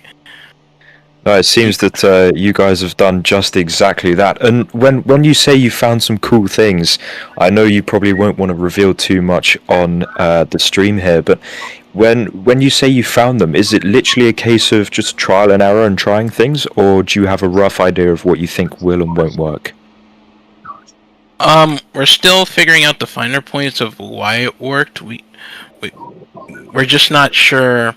We're just not entirely sure why it worked yet, but we understand what happened. Okay.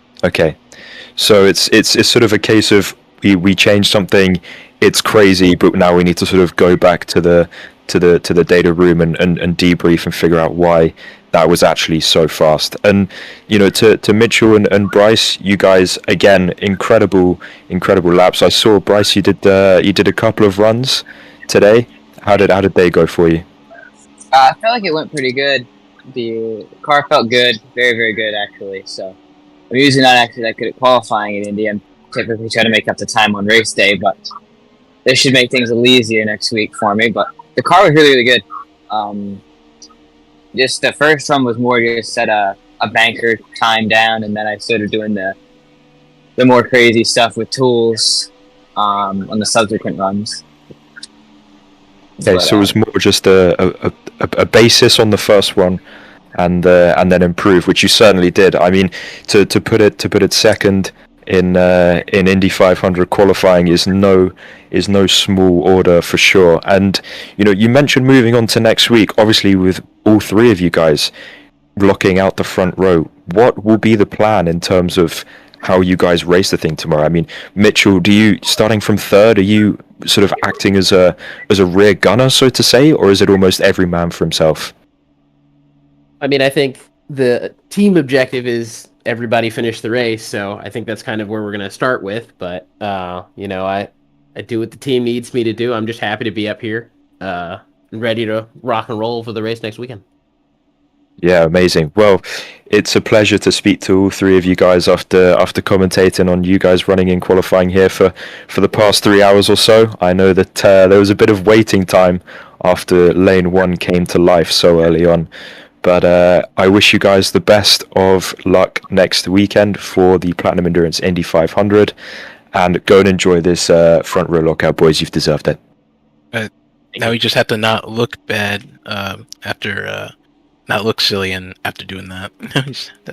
Hey, all you guys have to do is hope the race isn't cold, like the 96 500, I believe that was, and completely kill the field. Just don't do that, and you guys will be all right. All right. Thanks for talking to us, guys. Congratulations from my side as well, and best of luck for the race next week. Appreciate it. Thank you. Thank you.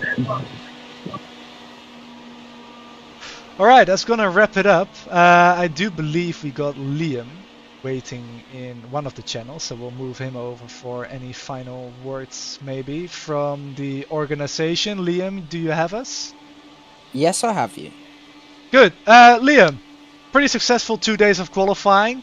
Of course, we know you won't be here next week due to some scheduling conflicts, but can you just talk us through how the day went for you behind the scenes and also your expectations for the race next week? I mean, firstly, it's been an absolute pleasure to have 6 hours of just straight car running, which is what I hope this Unlimited Attempts has done. I know there was a few concerns beforehand how we might just have 1 or 2 cars keep committing to lane 1.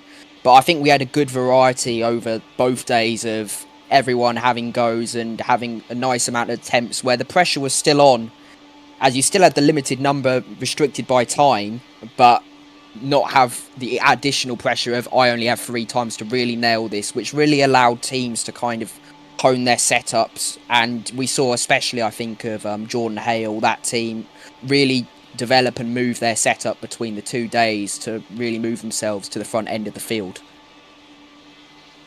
Absolutely. Yeah, I completely agree, and especially with especially towards the end of at least today's qualifying session that I saw, there was a massive dilemma that teams and drivers had to come to terms with, was how much they actually wanted to do that one extra run, because I saw with knocking on the door of potentially 15 minutes left, we had 3 or 4, even 5 drivers in lane 2 that hadn't gone yet, and it was sort of a case for them of how much did they actually want to put in another run, and whether they needed to put it all on the line or not.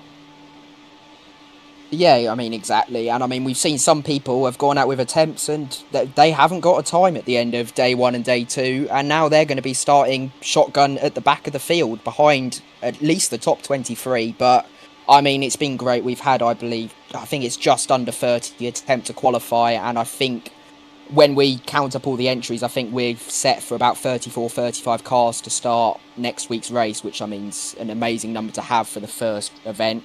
I know the entry limit was 40, but to get that close on our first attempt, 34, 35 cars, just over a full Indy 500 field, was ambitious, and we've reached it, and I'm sure it's going to be a great event.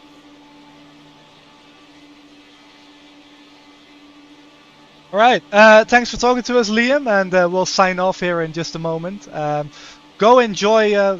You are going on holiday, right, next week?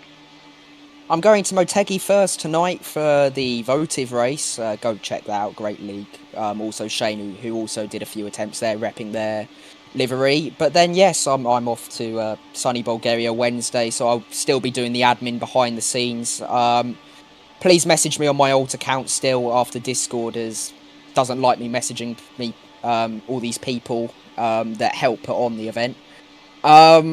Suffering from success is what we call it. Yeah, suffering from success. But yeah, again, thank you, especially Julien, who's covered both days, and Jack for stepping in today. I hope you've enjoyed covering it, and I'm sure it'll be just as exciting in the race. There'll be a full starting grid released in the coming hour, hopefully. There's a lot of organising to do out of those who haven't qualified or did attempt but didn't. So we'll release something very shortly. Sounds good. Well, we'll of course have the full starting grid as the race goes, just before the race goes green next week on the screen. So we'll cover that then. But yeah, thanks for giving me the opportunity, Liam, and Jack for being here. So Liam, I'll move you down and sign off here. Yep, thanks guys. All right, Jack. First of all, I have to thank you for stepping in. Like Liam said, it was a bit last minute, but it was. I have to say, I really underestimated, or I guess that's not really the right word, but I was fearing it would be a lot worse. Not just with the track running, but also because it's been a long time since I've had somebody else be up here with me. So it was a very nice surprise to do this as well as it did. So thank you for that, making it all very smooth and very interesting as well. So yeah, that's gonna be it for us. Like Liam said, the full starting grid will be posted on the Discord here in the next hour, and I'm sure that we'll be receiving some updates during the week. Because remember, this is an online event, so sometimes people's plans change, or something unexpected comes up, and that might mean they miss the race, or somebody else is added to the race, or whatever. So as I said, we'll have the full starting grid on the screen here for the race next week.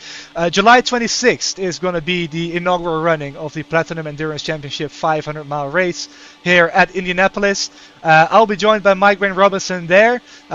So for now, I just want to thank everybody for showing up, for driving, Jack for commentating, Liam for giving me the opportunity to do this, and everybody who came out to watch the stream today. So thanks again, everybody, and we will see you all next week for the PEC 500.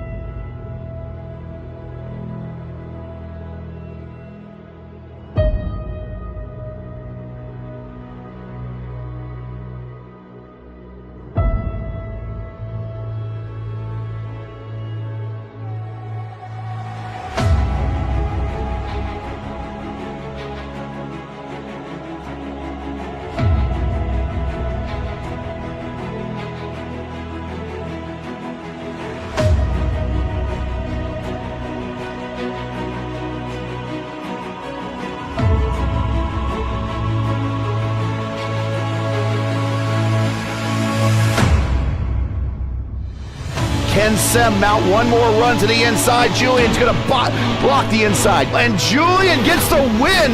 Monkey off his back here at Texas. Oh, look at Brewer on the high side. And that's an absolute hornet's nest now. And boy, did he put a stomping on the field. Jesper Orman, your winner at the Milwaukee Mile. Wags dials up the bottom. Oh, he gets to the rear end of Stout. Up and run! Up and run! There goes Matt Wagner to the lead. Carroll Stout's in the outside wall. He spins up turn 2. Here we come. He's going to set him up for the finish. Nunez with the lead coming off of 4. Here comes Jesper Orman. No, he does not. And Nunez gets the win by a nose.